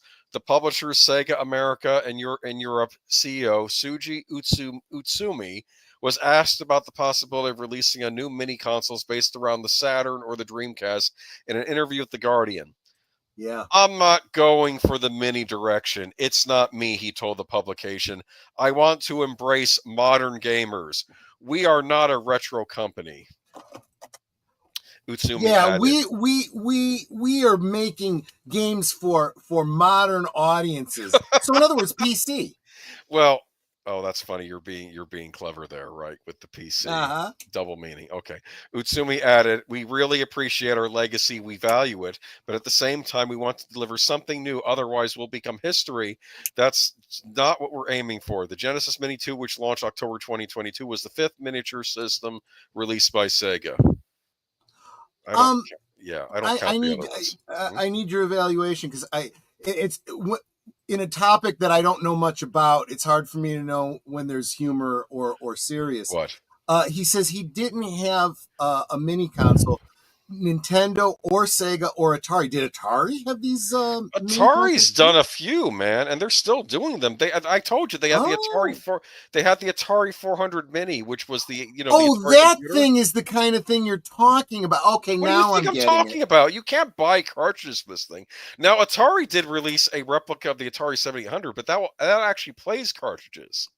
Gotcha. Okay. So now I don't really I'm consider that a mini console. I consider that a high definition version. I got to reiterate, guys. I've always, other than the Atari 2600, if you can call that a console, that's like a primordial console. I've been a PC guy all along. You know, I did Commodore, and then I went right into PC. You know, so I completely missed all of this console stuff. You know what the two bonus games were on the Sega Genesis Mini? There was Darius, which is an old arcade shooter from Taito, the guys that made Space Invaders. And the other bonus game was the Sega version of Tetris, which was released in arcades. And a limited Genesis cartridge had been made. They recreated the arcade version of Tetris for the Sega Genesis. And it was terrible. And it was terrible. I've come to the conclusion, especially after playing the Tetris Forever collection, that the company that did well with Tetris was Nintendo. They made the best versions of Tetris. Sega, I'm sorry, that was a terrible version of Tetris. Everything else about this mini console was A, though. I give it an A. A good variety of games on it. And the idea was, and I get that you didn't have the money to pull away. This thing went on sale, though. Unlike the Super Nintendo Mini and the NES Mini, this thing was on sale for as low as $40 at one point. You could just pick it up, $220s, and you get yourself this. Now they're not being manufactured anymore, and apparently they'll never manufacture anything else because they're about the future. We're not a retro company. They're about the future, so they're planning to go out of business and let PC take over, and maybe they'll get a chance to make games for PC. Look, to quote another YouTuber, like when Bithead 1000 was talking about the Sega Genesis Mini and talking about the list of games, and he was talking about if Sega had any sense, these are the games they put on it, but they don't have any sense, otherwise they'd still be in business. And he was talking about the console. He was not happy. I, on the other hand, was fine with the Genesis Mini. I thought they did a good job, but he was a nitpicker. But as well as the first Sega Genesis Mini, the company also released 2 Astro City Mini systems, like based on its arcade machines, and a series of 4 Game Gear micro handhelds, each only 8 centimeters wide, containing 4 games. Yes, I want to play a tiny portable system 8 centimeters wide when I can't even see what's on the screen. They were only released in Japan, so I'm not going to yell at them because it was something that was Japan only. Anyway, last December, Sega announced that it's developing new entries in the Jet Set Radio, Streets of Rage, Golden Action, Shinobi, and Crazy Taxi series, and this month it announced a new Virtua Fighter game. We have some great fillers such as Sonic, Persona. Persona's not really a Sega series. You just bought Sammy. Now you own Atlas, so you own Persona, but I don't consider that a classic Sega series. And Yakuza. But at the same time, we have other properties that really show the style, attitude, and context of Sega. Utsumi told The Guardian. I think gamers will love it. Yeah, if you ever bring it out. They always say they're about the modern. Oh, we're about the modern gamers. What was the last new thing you released? They used to make all kinds of games back in the day. They used to make racing games like Daytona. You know Daytona? No, yeah, I know. Racing. They used to make a Daytona game that everybody loved, and they don't do that now. They don't do anything. And then now he's yelling at us because it's like, oh, we're not about retro games. Well, what are you about then? Yeah. Releasing a new version of Persona 3, which is a remake of an older game. This is why Michael and I get along so well. We're not exactly the same age. We're close to the same age group, but we definitely have consumed a lot of the same entertainment in our lifetimes. He says, I'm also a PC gamer, Troy. Started with 5-inch floppies with EGA graphics in the 80s on an Epson desktop PC. No lie. Dragonlance Heroes of Kryn. Anyone? Exactly right. Well, Netter was just going through a big project over Thanksgiving and Christmas, cleaning out the unfinished portion of the basement where we just got a bunch of stuff piled. And she's like, we've got these like 3 or 4 PCs. Can we get rid of them? And I'm like, can you give me time to go through them? Because I need at least 1 or 2 of them as legacy PCs for games that I can't play on modern computers now. Okay. But yeah, the latest Sega game is Like a Dragon Infinite Wealth, which is part of the Yakuza series, released in 2024. Additionally, The Murder of Sonic the Hedgehog was also released recently. Thank you. I know what he's talking about. He's talking about the recent release of Sonic Generations, where they censored some things ridiculously. Like, I guess Amy is obsessed with Sonic, and Sonic was like pushing her face away from him. They couldn't have that, so he shoves cupcakes in her face instead. Oh, that's so much better. Sexist. I don't get it. So now he's going to give her diabetes. I'm kidding, of course. But yeah, your Atari has a micro SD card port. I can download ROMs from NES, Sega Genesis, Atari, 2800, 5200. Okay, well, great. Sounds like the Revolution Zeitgeist. My first floppy game was the Olympics game. Okay. But anyway, the point is they're not doing any more of these microsystems. People were waiting, and I remember RGT85 was saying, well, why? For starters, you can do a Dreamcast Mini. People make them not so legally all the time now. And whenever they would do these microsystems, they wouldn't make them themselves. They would hire M2 to make them for them, and then they would release them. Well, and here's the other thing too. When you know that fans are making their own stuff, you're literally just giving money away to pirates. Everybody absolutely release your own and make money off of it. It's leaving money on the table. It's what these companies do. Yeah, well, this is another idiot executive. They were interested in doing another mini console last year because they polled Japan. Now all of a sudden this guy's here says we're not doing it. They had a change in management. That's what's going on now. So we're not going to get any more of these mini consoles. Post the next thing though, because we're going to be getting something else. Yeah.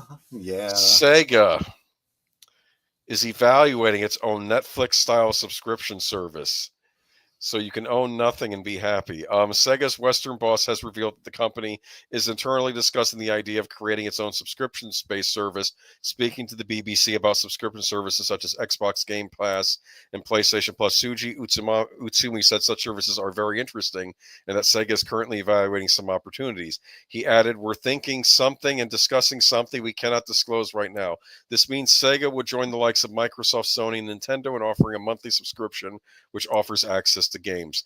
Given its history, it makes sense for Sega to investigate a subscription model. It is one of the industry's veterans that has been making games. It's one of the industry veterans making games since the 1970s. With such a deep back catalog, to call upon this kind of service would be instantly appealing to gamers of all ages. Not as appealing as me being able to buy the games and owning them, maybe owning them on a micro console that I could, hook up.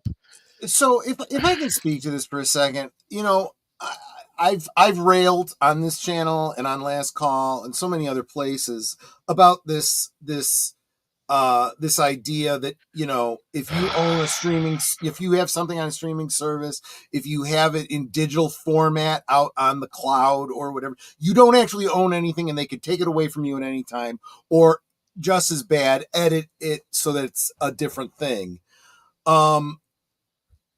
Here's the other aspect of it that I don't normally talk about that's just as valid.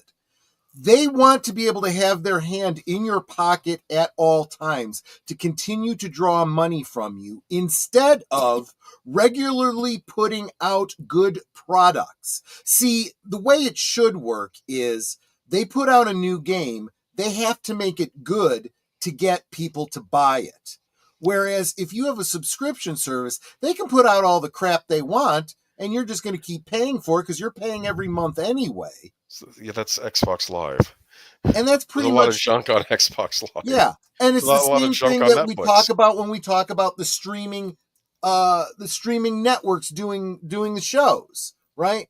They're not making any extra money, so they don't put in any extra effort. Retroblasting, I just looked up. Revenge of Shinobi is not in the US version of Genesis Mini Fail.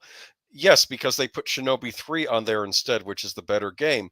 But that's okay because Revenge of Shinobi was included on the Sega Genesis Mini 2, the follow-up mini console. So they did make it available for US players. Oh, great. So you got to buy a whole nother game system. Yes, but the Sega Genesis Mini 2 came with a lot of interesting games, including Sega CD games that included Night Trap starring Dana Plato from Different Strokes. That one's worth watching as a watch through on yes, YouTube. You know what I'm talking about. Yes. Well, we talked about it in one of the was it a Good Old Days or was it we were talking about old PC games on Friday night. I don't remember. The shows run together in my mind now.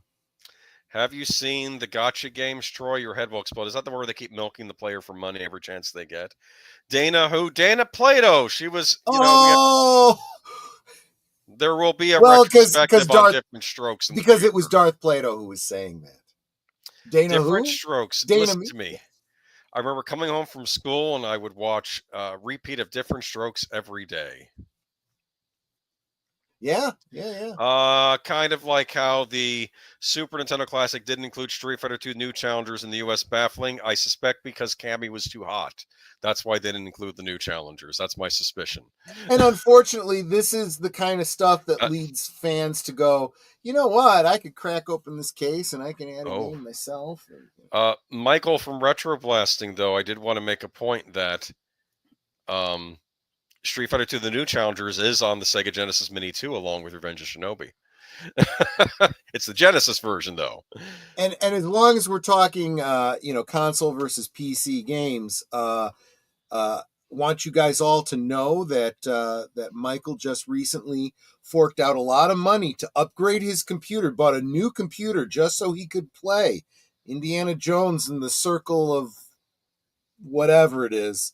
And he's having a lot of fun with it, sneaking around, taking pictures of cats, picking up notes here and there, trying to figure out how to load a revolver without firing off one of the precious bullets. Keep an eye out for his review on that coming soon. Do you know who played Cammy in the Street Fighter movie? Indiana Jones and the Ninth Circle of Hell. That sounds like what you've been describing in your playthrough there. Very funny. You just gave Netter a giggle. I'm sorry, Boomer. What'd you say? What did you know played Cammy in the Street Fighter movie with Jean-Claude Van Damme and Raul Julia? It was Kylie Minogue. She played Cammy. Oh, that's right. Yeah. And well, of course, Michael knows that. Yeah. And she had the decency to do the Cammy stance at the end of the movie, which you'll know what I'm talking about. Yes, I know. The yes. Cammy stance.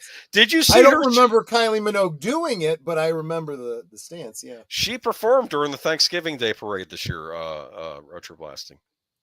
There you go. She was a Doctor Who companion for a holiday. My dad was angry because I don't even think he was that familiar with her, but she liked her. He liked her character in that special, and they just knock her off. It's like no. Then there is something to be said for good writing. Then, if you care enough about a character in one episode to be that bothered, that's probably some good TV. Because like Cammy, she has a legendary caboose. Yes.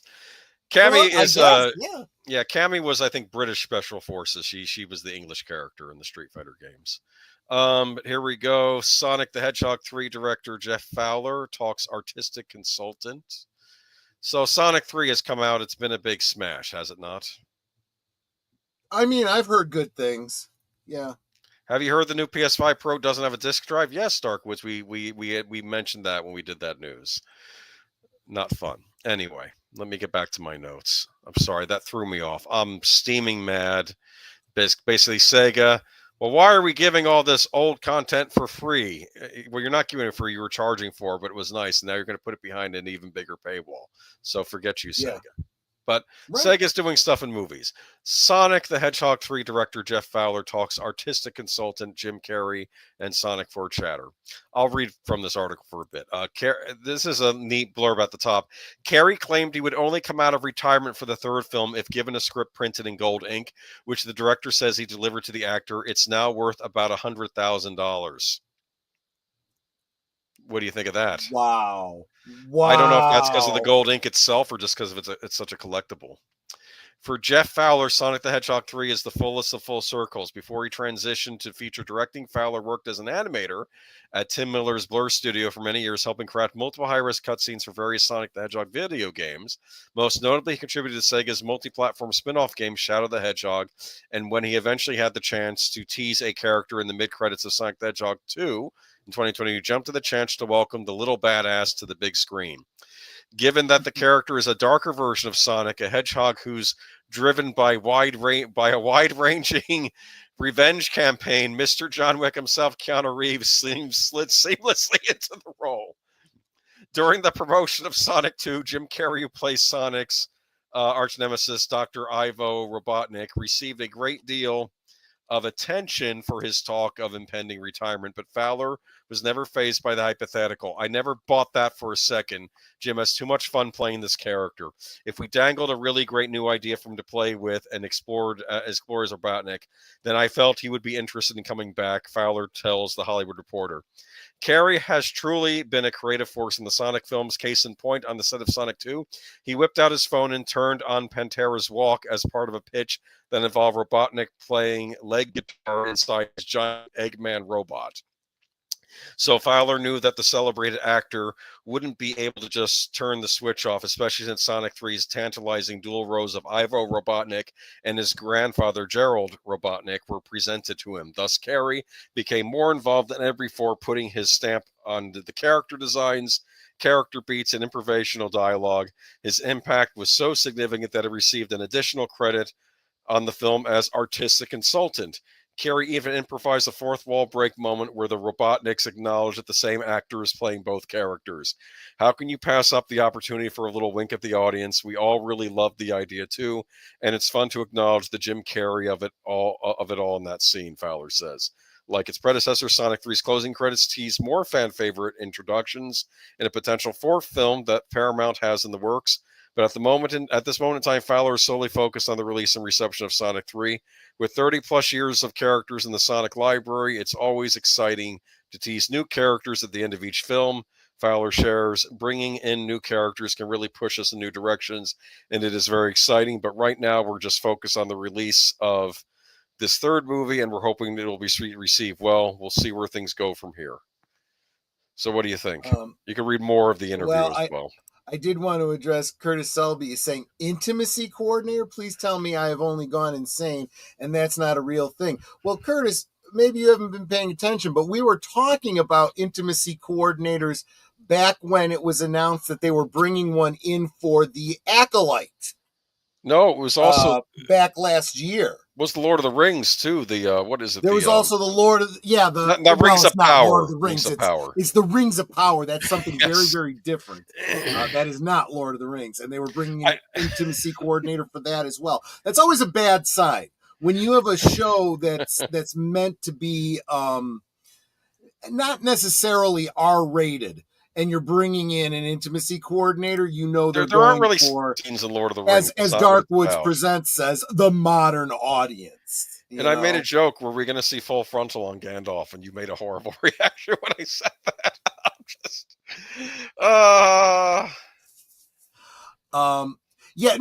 I honestly think that Curtis Selby might not have remembered us kind of going off on a rant in one episode about the concept of intimacy coordinators. I hope they don't need an intimacy coordinator on Sonic, but I don't know. I'm just saying. And you might want to be careful there, Michael. You might end up becoming a regular co-host on Fridays if you keep talking like that. we did a wonderful James Bond stream with him. We have to get back to doing part 2. That's why We do he. have That's some why he Bond said news that. tonight, though, to talk about in a little bit. Yes, We will be talking a little Bond news later tonight. That's true. I'm loving the books, by the way. I'm now on some short stories before I get to Thunderball. It's just. Are It's you just, surprised as you're going through those short stories to realize, they're a some of these delight. actually were turned into full movies? Well, some of them, they would take pieces of different stories and try to build a movie out of Yeah, them. Like you're kind of Quantum of Solace, though, like that was a leap. The short story has nothing to do with the movie, but it was an interesting short story. It's just the title. Yeah, exactly. But yeah, so Sonic, good stuff. And more Sonic news, but actually box office. I guess we're gonna do a box office roundup. We haven't done these in a while. And we don't. There hasn't been a lot to talk about, but yeah, it's about time. At least at the end of the year, the last couple cycles. I'm sure Sonic 3 is good. Sonic 1 and 2 were a lot of fun, so I'm sure 3 is also good. Mm-hmm. If you like Sonic, if you like Jim Carrey, if you're just a Jim Carrey fan and want to see him let loose, which he doesn't always get to do, you go watch the Sonic movies, because he's just playing an unabashed villain in it. He's not. Yeah. There's no like gray area there. No, Robotnik's just evil. That's his. You think that they're going to do a story where they go back and look at his origin and how he was, mistreated and how he's justified in being a villain and all that kind of stuff? It was turn him funny. into an anti-hero. For all for complaints about the Austin Powers sequels, I like the fact that, especially in part 3, they go into Dr. Evil's origin and how he was kidnapped by the Belgian lingerie salesman. He's really Austin's brother, and just the ridiculousness and like kind of trying to reform his character, but that's okay because it's Austin Powers and you expect stupid stuff like that in Austin Powers. Exactly. They're kind of poking fun at that whole concept. Yeah. Yeah. But okay. Yes, and please sub to Retro Blasting. He puts out great content. Mufasa may have entered this holiday season as a lamb, but he remembered who he was on Christmas Day as the Lion King's prequel rebounded at the box office with 14.7 million to the Sonic the Hedgehog 3's 10.3 million. But the critter wasn't just buried by the king of the jungle, but an art house blood-sucking vampire in Focus Features' First Day of Nosferatu, which did 11.55 million. Thanks to fierce competition, we're bound to see a wealthier 5-day stretch than imagined. While Disney sees Mufasa as 50 million plus from Wednesday to Sunday, now some have the outlook north of 80 million, with Sonic the Hedgehog settling for 50 million. Disney saw pre-sales that indicated that Mufasa was bound to win Christmas Day. However, the depression which this prequel endured in its opening weekend made that hard to believe. And so the other highlights for Christmas, which racked up 62 million, 148% surge over Christmas Eve. So Searchlight's A Complete Unknown did 7.2 million yesterday in fourth, including 1.4 million in previews. You know what a Complete Unknown is? Have you heard of that movie? No, I have not. Okay. Maybe it's good. It's a complete unknown to me. That's actually not even a joke. Here's what I made a point about, though, when these two movies were released on the same weekend. Couldn't it be argued that they were targeting the same audience, families? Mufasa the Lion King, they both have furry animals in them. I mean, this is... Well, we talk about this from time to time. There is as much a strategy that goes into the release when a film is released as there is in any other aspect of its marketing. And whether or not you choose to go up against another studio's film is kind of important. Sometimes you want to go head to head for that competition. And sometimes you're like, you know what? We'll just wait until there's a drop off in that one, and then we'll pick up the audience on the other side. I think that the people over at Disney making these decisions first don't even understand. They're not even playing checkers to the other studio's chess. Yes. And two, they have way too high an opinion of the draw factor of the crap they're putting out. Just saying. That's my opinion. I thought Mufasa was dead in the water, though. It sounded terrible. It sounded like the prequel nobody asked for. Yeah. Whereas Sonic, if you like the prior films, you'll like this one. That's what, Right. and you get to see a fifth John Wick movie. I'm kidding. I'm just kidding. It's literally the difference of a prequel that no one wanted to see, as opposed to a sequel that people had been waiting for. Disney is afraid of the new Snow White and the Evil Queen. Yeah, well, that was announced. We're still waiting to hear news on that. That was the We'll talk more about that in 2025 when we have more to go on. Right now, this is another one of those examples of what I was saying earlier, Darkwoods, where we don't want to get too into rumor that we don't have any authoritative thing to talk about. So I hear Nosferatu is similar to Bram Stoker's Dracula movie. I haven't seen it yet. Haven't seen it's it one yet, movie I'm going to see. It will be that one if I get the time to see it.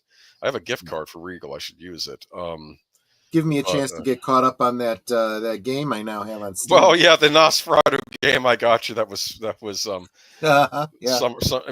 I heard it was a Swedish-made first-person shooter vampire or first-person adventure game where you're fighting. I don't know, but it was made in the early 2000s. A lot of those games, though, from that time, they clean up nicely now. So they still hold up. But well, I don't have any verifiable proof yet, but if I find any, I'll definitely let you guys know. No doubt about it. But I'm just surprised that Lion King had the rebound. But my guess is people that went to go see Sonic over Lion King the following weekend, the families took them to see the Lion King prequel. And the people that went to see the Lion King prequel instead of Sonic went to see Sonic the next weekend. That's probably what happened. But could be. Sounds like Dracula and the mid-circle. I don't know.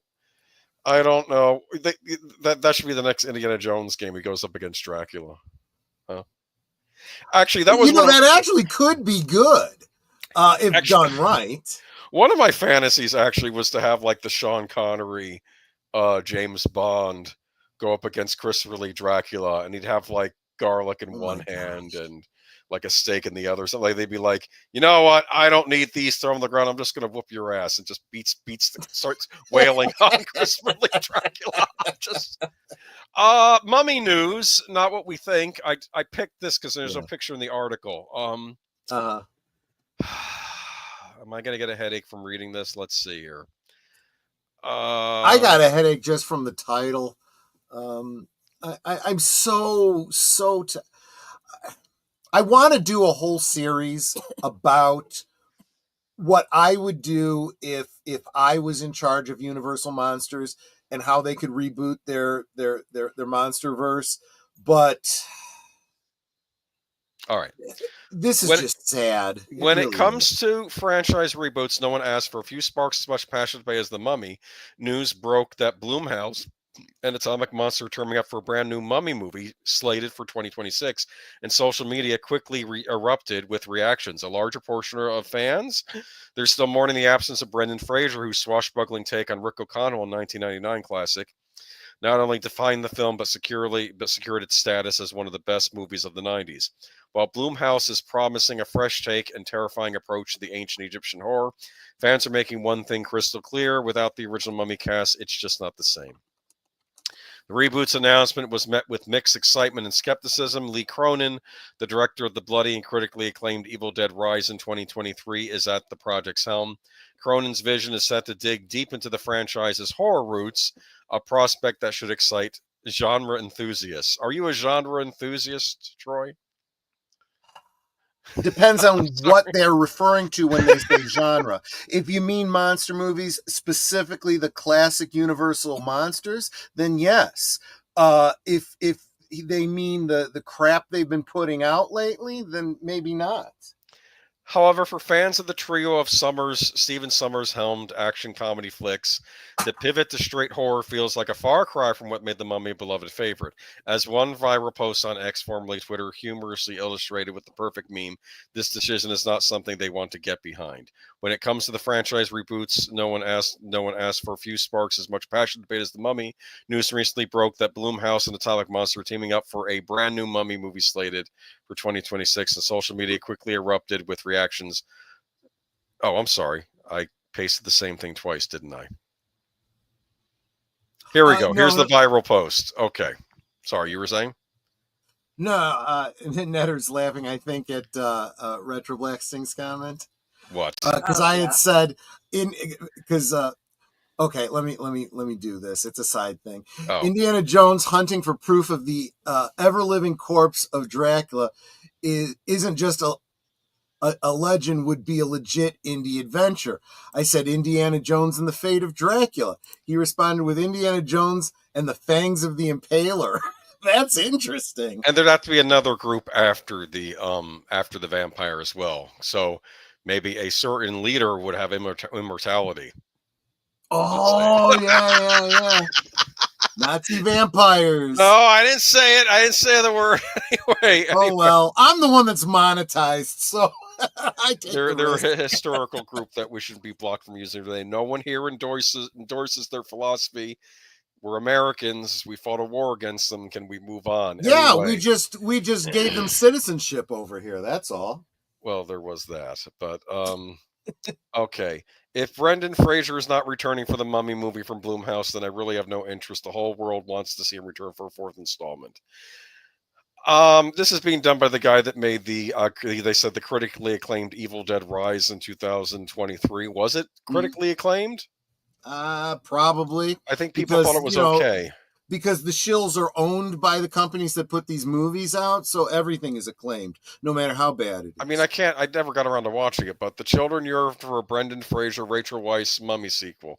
So I am going to say this. There is a contingent of fans out there that are, and I didn't realize this till recent years, that apparently people from the millennial generation, in particular, a segment of women from the millennial generation, love those movies and love Brendan Fraser and Rachel Weisz in them. Those were great movies, yes. The first one was great, and the sequels were iffy.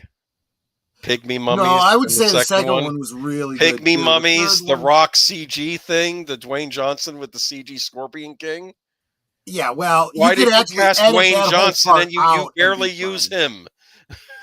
No, you could totally edit that out and forget about it, or you could do your own fan edit that edits in the footage from the Corridor crew, who took and redid those scenes and did an excellent job. So this is what I want to argue. One, the Brendan Fraser Mummy movie was already a remake. It was a remake of the Boris Karloff Mummy movie with that was about Imhotep. That was a remake. They're acting like it's an original movie. No, it wasn't. It was a remake. It was a great remake, a fun remake. I loved it a lot when it came out, but it was a remake. Yeah. Also, Universal did other Mummy movies besides the Imhotep movies. They did the Karras Mummy movies. The Karras series. Yeah. People forget that Imhotep and Karras were actually two different characters. They just know the Mummy, you know?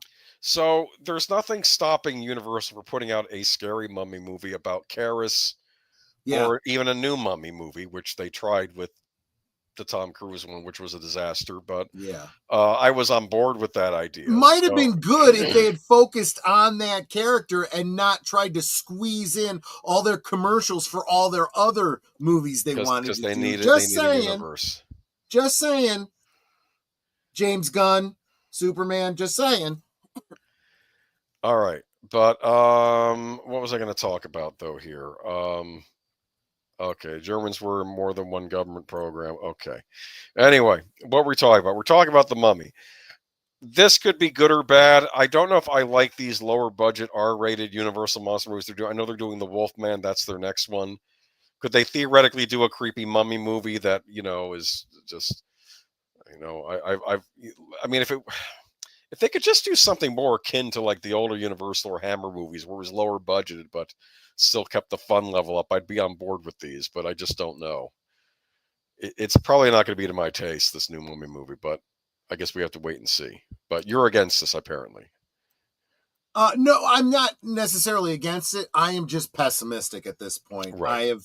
I have no faith in them doing a decent job with this, but I am open to being, surprised. Yes. But anyway, the third Mummy movie didn't even have Rachel Weisz in it. It had Maria Bello in it, right? Wasn't she the one that they replaced? Yeah, and I, in all honesty, I did like the way they recast her and how they did it. Silly. It was silly. And then you had... It was silly, but it was cute, and it was a little wink at the audience. I like that. You had Jet Li and terracotta statue mummies, and I'll tell you what. the idea of getting away from the Egyptian Egypt and mummies, going to China, fine. and let's face it, I've seen the exhibit of the terracotta warriors personally, so that one was like kind of cool for me, so. But it has to be a franchise that ties into 15 other movies. Yes, I know that. We have to Right. all do it in the first one, which I'm sure they're not doing with that new Superman movie. I'm sure that's not happening. I have to stay positive. Well, we'll see. I'm not positive about the new Superman movie. You know this. Anyway, let's move on to James Bond. Another one that didn't have a decent picture, so I picked this one. There's nothing wrong with that. There's nothing wrong with that. Because currently, we don't have a Bond. No, we Daniel don't. Craig retired from the role. Yeah, he got retired. He got retired from the role. Spoiler alert. But anyway, for a movie that if you didn't want to see it. If you hadn't seen it already, you didn't want to see it, which was probably the smart thing to do. But right. James Bond producer Barbara Broccoli has reportedly voiced concerns about the future of the franchise and used some choice words to describe the owners of the 007 series, Amazon. In 2022, Amazon closed a deal to purchase MGM, the studio which has produced every James Bond film, with all the spy's action thrillers being now available on Prime Video, including the last installment, 2021's No Time to Die. However, since no new James Bond projects have been announced and a search for a replacement for Daniel Craig, despite rumors, is still ongoing. Now, a report from the Wall Street Journal suggests that there is a feud developing between Amazon and Broccoli, who has creative control of Bond with half-brother Michael Wilson after inheriting the power from her late father, Albert Broccoli, who was the producer of the original Bond movies. According to the report, Broccoli believes that she can hold Bond hostage from Amazon for as long as she sees fit and doesn't see the studio as a good fit for Bond. Don't have temporary people make permanent decisions, Broccoli is quoted as saying, a line previously used by her father. Don't have temporary people make permanent decisions. That sounds like a lot of problems in entertainment today. It sounds like a Rian Johnson made permanent decisions and ran away and did his own thing and left people with a mess to clean up. Yep. The journal also reports that the source close to Broccoli has also reportedly called Amazon effing idiots and has pushed back on their ideas to expand the Bond universe with TV shows, spin-offs, and even a female 007, telling them, "Did you read the contract?" Another sticking point between the two parties is over the next Bond actor. Amazon is reportedly reluctant to cast an unknown actor, going against Broccoli's gut instinct with a healthy amount of risk approach, which resulted in Craig landing the role in 2006. She is also open to Bond being played by a non-white or gay man, but believes the actor should be British. Amazon is also said to have annoyed Broccoli by referring to Bond as content during one meeting, because the people that make the decision at Amazon have no interest in watching any of the content they produce. It's content for the dumb masses out there. Exactly. It's slop for the pigs to eat. That's what they think. All right. Anyway, in November, Broccoli told the Associated Press that the next actor to play Bond will be a big decision and that he'll likely be in his 30s. Whiteness is not a given. Every time we cast a new actor, the films change. It's the excitement of a new Bond, a new direction, Broccoli's co-producer and brother Michael G. Wilson said. Every one of these people who took on the role offered something new and different. This is what I hope happens. I hope they keep arguing for the next 50 years and we never get a new Bond movie at the rate they're going, because I don't like either of these sides in this argument. If a British man is all they require, get Phoebe Waller-Bridge. Don't joke, man.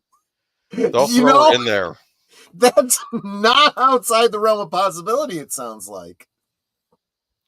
I love how the Netflix Tomb Raider series casts the voice actor, Haley Atwell, as the voice actress, who would have been a perfect live action Lara Croft, and it's just it's terrible, and we can't get the things we want. Like, well, hold your breath, because we might be getting Agent Carter back in 2025. Really? There's been talk that they might bring her back into the otherwise failing follow-up to that series that they did, which I actually enjoyed. Unknown, or they could put her as Captain Britain or something. I don't want that. I want never. Remember on the old series with Howard Stark, and you had this villain they were setting up during the season, this mafia type guy that was helping the villain lady, right? And then later on, by the end of the series, Howard Stark is having a meeting, and then Howard Stark walks into the mafia guy's den, and then they're good friends. They're getting along, and I thought that was funny. Like he had dealings with him, and it's like they weren't. It wasn't what you expected, right? My feeling is, with the way that the Marvel universe has gone, if they turned Steve Rogers and did that whole terrible joke about him being America's ass. Well, I want to see Britain's ass, okay? I wouldn't mind that. Just saying. Captain Britain's ass. Oh, I see what you're saying. Britain, well, yeah. Think it through there. There's been some nice pictures of Haley Atwell on the red carpet. I'm just going to say that. I noticed that all these women. I don't think she can take a bad picture. What? I don't think she can take a bad picture. Yeah, I made the argument that what's her name that played Helen? What's her place that played Admiral Holdo in Last Jedi? She was on Twin Peaks: The Return. Oh, right. Yeah, I know what you mean. She's a David Lynch staple. I always forget her name. I always forget names when I'm going live. I saw a picture of her on the red carpet for Last Jedi, and she looked great. And then I see her in Last Jedi, and she looks terrible. I just don't understand. Well, look at the one that played Rose Tico. She looked great on the red carpet too. Yeah, but she wouldn't know it to look at her character in the film because they put her in a potato sack. What's wrong with Agent Carter? Nothing. I like Agent Carter. I like the show. Some people didn't, but I liked it. He was more concerned about the whole Captain Britain thing. He doesn't want to see her as Captain Britain. Well, they did that in the multiverse of madness, I think. Yeah. Laura Dern. Laura Dern. Right. Okay. I own every Bond movie in physical media except No Time to Die. I saw it once in the theater and don't need to see it again. I would rather they never made another one again. You and I are on the exact same page. I think you and I had a conversation about this on this very podcast. And no, it was terrible. I didn't buy that. It's the only Bond movie in that line that I don't own. In fact, that made me even second guess the entire Daniel Craig line of movies too after that disaster. Michael, we had a conversation here, probably here on Geeky Geezers, where we said that, first we had a real problem with that whole era of Marvel where they wouldn't let their peas and carrots touch. Anything that was happening on TV mentioned what was going on in the movies, but what happened in the movies never acknowledged what was happening on the TV. And the Agent Carter series was like the bastard stepchild. It never got its due, and it was brilliant. They couldn't even acknowledge their own successes, just angry. Read that. Rachel Zegler as Bond. I wouldn't put it past them. I can tell you that was the name passed around as the female in that Amazon meeting. That was the name passed around for the female 007. Okay. In all seriousness, though, I don't think anyone in the entertainment industry is taking that name seriously anymore. She has gotten herself way too toxic for anything anymore. Weird. Yeah, exactly. All right.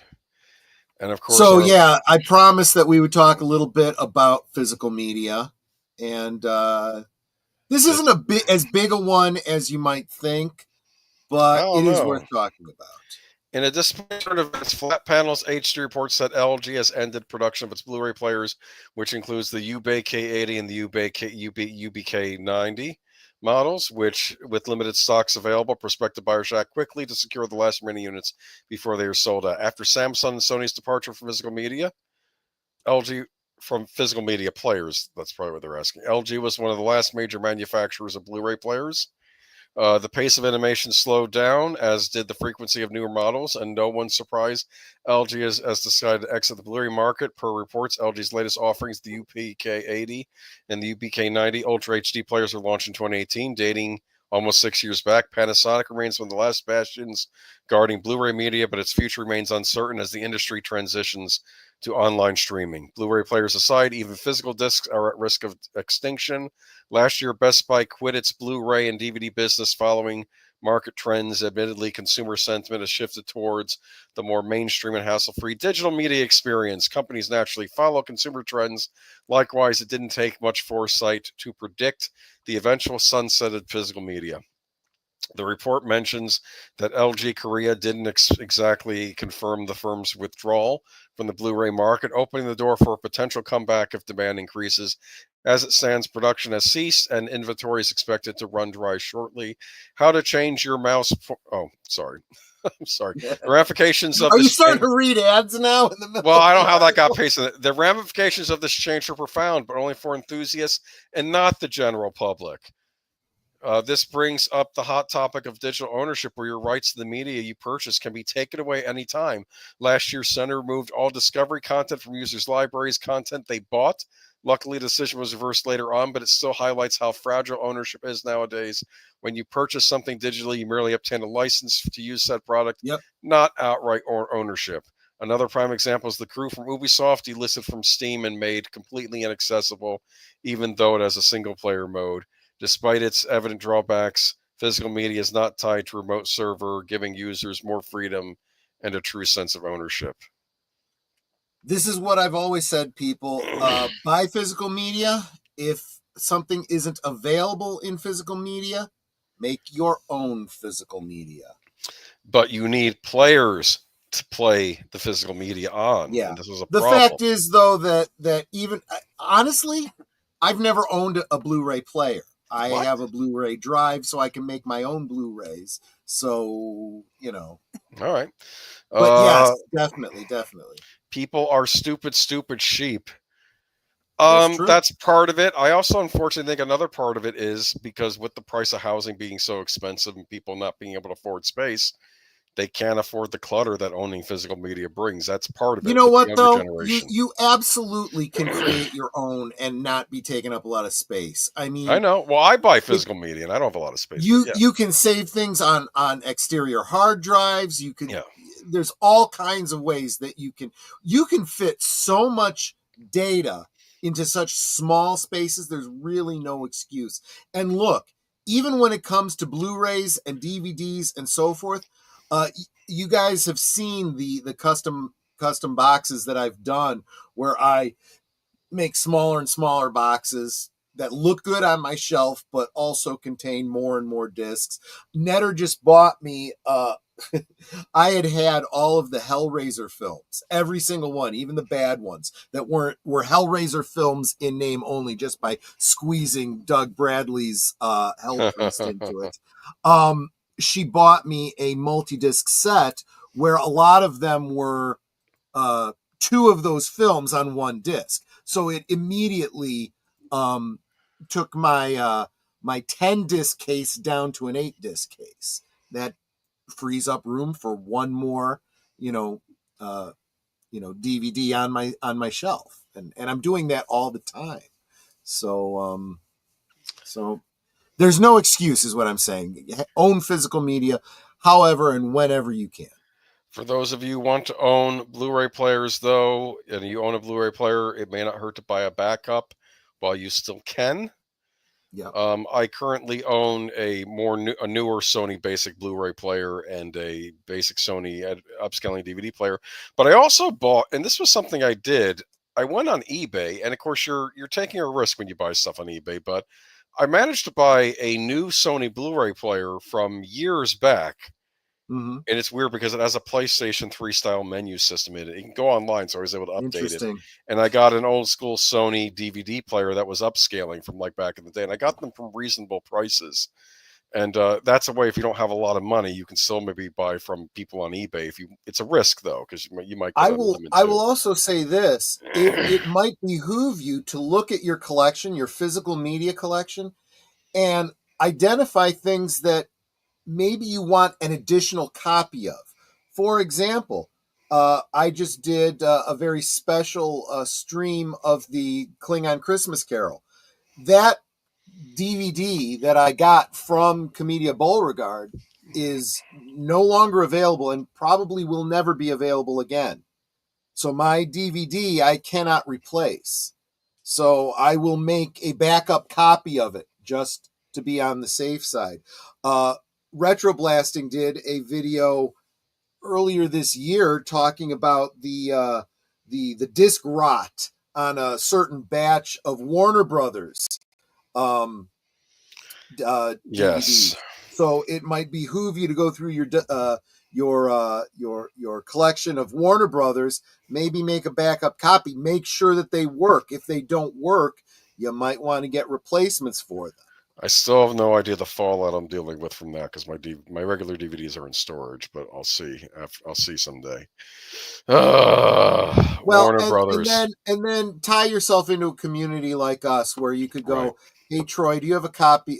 I did this with Michael. Michael had some Superman discs that went bad. I was able to provide him with backup copies. Again, I would argue I'll go to court and fight for free use or fair use. If I pay for something, I should be able to make my own copy of it for my own purposes. Years back, I bought the entire Batman animated series. I had that as well. Then later found out it was gone. And was it the DVDs and you tried playing them, they didn't work? I heard that happened with those. And I did buy the Blu-ray re-release of that. And then I think Tom Connors admitted that he was complaining that, yes, but then the sound is messed up on some of the later episodes. So if you want the correct sound, you need the original DVDs. But they're falling apart. And it's like, so I guess the digital copy you got with the set are the only ones that have the correct sound mixing on. And it's like Warner's. Yeah. This is why I'm not a fan of Warner Media for a whole host of reasons. And this is why I'm going to the effort with things like this, where I'll take and I'll do my own edit and so forth to try and fix things. Look, that's the only way you can get the original Star Wars is people have done, multiple fan edits to give you the original release that's never been released. It is law that you can make backup copies. Good to know. That is Amazon, I mean, part of fair use. That's right. That's right. You could buy series off the Amazon store, and you did it with Batman, and then they removed it on you, huh? That stinks. Oh, that's exactly what we're talking about here. You don't own anything if you have purchased, a digital copy of something. You don't own that. And they can take that back from you anytime. We're not picking. Well, at least I'm not picking any because I bought plenty of digital copies. To be fair, my X-Files, I have X-Files digitally and I have Fringe digitally. I don't own them physically. So if the day ever comes where they're gone for me. But what can you do? I bought my sister a physical copy of the X-Files, so I can always borrow her copy, I guess. But you can borrow her copies and make a copy for yourself. There you go. Yeah. All right, but that brings us to the end. Someone had mentioned that there's a new Spider-Man series. I believe it was you, Darth Plato. We may cover that next week, so we'll look for it. Well, maybe we'll talk about that next week. I would encourage people, go back and watch the older stuff. We watched on Mr. Matchstick's channel. What was it? It was the Spider-Man from the 90s. Age of Boomer. Yes. No, that was the one from the 2000s. That was Spectacular Spider-Man. I had never seen it before, and I thoroughly loved it when they had me watch it. I did through the whole thing. I kept talking about how cool it was. They were drawing storylines from the comics. It was so good. I've heard that there was a series from the 80s, something about Spider-Man and his amazing friends. I heard that was pretty good. So I'll just throw that out there. Yeah. And then there was the one from the 90s, which I watched because it was our first Spider-Man's animated series in a while, which was neat because they did a crossover with the X-Men animated series with that. Yeah, I was surprised about that when you were telling me about that. So yeah. Oh, I see. Like with saying the original GTA trilogy, I can get a pirate copy because I own the GTA trilogy, and I won't buy the definitive edition. It is legal to do that as long as you own the original. Interesting. I own the original GTA trilogy for PlayStation. That might actually be stretching the letter of the law on fair use. Fair use is really meant to be when you've bought it, making your own copy. But can they prove that you did? You got, can they prove it though? That's an excellent point. Yes. It is the difference between letter of the law and the spirit. I've argued this because at some point, I want to get an EverDrive Super Nintendo cartridge and take all of my cartridges and make ROMs for my own cartridges and put them all on the EverDrive and just have all my games in one place. But if I were to get them from the internet somewhere, would there be a difference between me making my own ROMs and me getting them from some site? Would they be any different? And could you even trace it? I don't know. But Yeah. it's one of those things where, are they a bigger fish to fry? I'm just saying. Yeah. But yeah, that's it for Geeky Geezers this week. Tomorrow, what we got going on? So I'm looking at a holiday double feature, specifically a Jimmy Stewart double feature. So Monday night at the movies, starting at 8 Central, 9 Eastern, The Shop Around the Corner, and It's a Wonderful Life. Cool. I remember those. Yeah, good stuff. Is the Shop Around the Corner the one that You Got Mail was remake of? Kinda, yeah. But yeah, we'll talk about that tomorrow night. And then you have Tuesday, of course, is New Year's Eve. So no Live from Sparkwood in 21, no Blake 7. Both of those will resume in the new year. I will probably do some sort of a countdown for New Year. Don't know how early I'll start that. We'll see. So just keep an eye out for that. Thank you so much, Space Fraggle. It says, fantastic stream, Agent Boomer and Troy. Very entertaining episode. We try. We absolutely try. So, of course, Wednesday, first day of the year. Don't have anything except a birthday to celebrate, right, Space Fraggle? Oh. And was it Space Fraggle's got a birthday coming up? No, maybe it was somebody else. But I know somebody's got a birthday on the 1st who's in the chat. I'll have to look back at my notes. I keep notes on you people so I can remember to encourage you on your birthdays. Keeping a list, checking it twice. That's what I do here. And then Thursday, Netter's got a guest. Who's that, Netter? Ego, The Living Planet. No, I don't think it's The Living Planet, but another YouTube channel that we'll be talking about on Thursday. That's 9 Central, 10 Eastern over on Netter's Network. And I don't think we've talked about it, Boomer, but what are we going to talk about on Friday? I don't know. Friday night, last call, 9 Central, 10 Eastern. I will be drinking. We will be... We'll think of something. We'll come up with something, absolutely. Hey, and I'll be on Big Al before then. I was just going to say, before that, though, Big Al and Agent Boomer over on Big Al's channel, they'll be doing the Films with Friends special. Robin of Sherwood. Am I right? Yeah.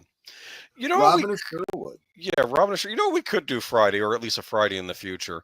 Remember one time on Good Old Days, we did music videos from the 80s. We did 3 each, and we talked about them. Mm-hmm. I don't know if you want to do something like that on a Friday, but we could think about that. Or if you think of something else. Okay, yeah, you might want to narrow me in a little bit. Otherwise, I'll be all over the place. 3 videos each. Okay. Because we can always do another one later, okay? That's true. Right. That's true. All right, man. This is why he's my designated driver. He keeps me on the straight and narrow. Okay. All right, cool. All right, man. Do something fun for the new year. Maybe that'll be the idea about that. Friday. Sounds good. All right. Sounds like fun. All right, man. I'll catch y'all next time. Have a good week. Happy New Year. Happy Bye-bye. New Year. Take care. Bye-bye.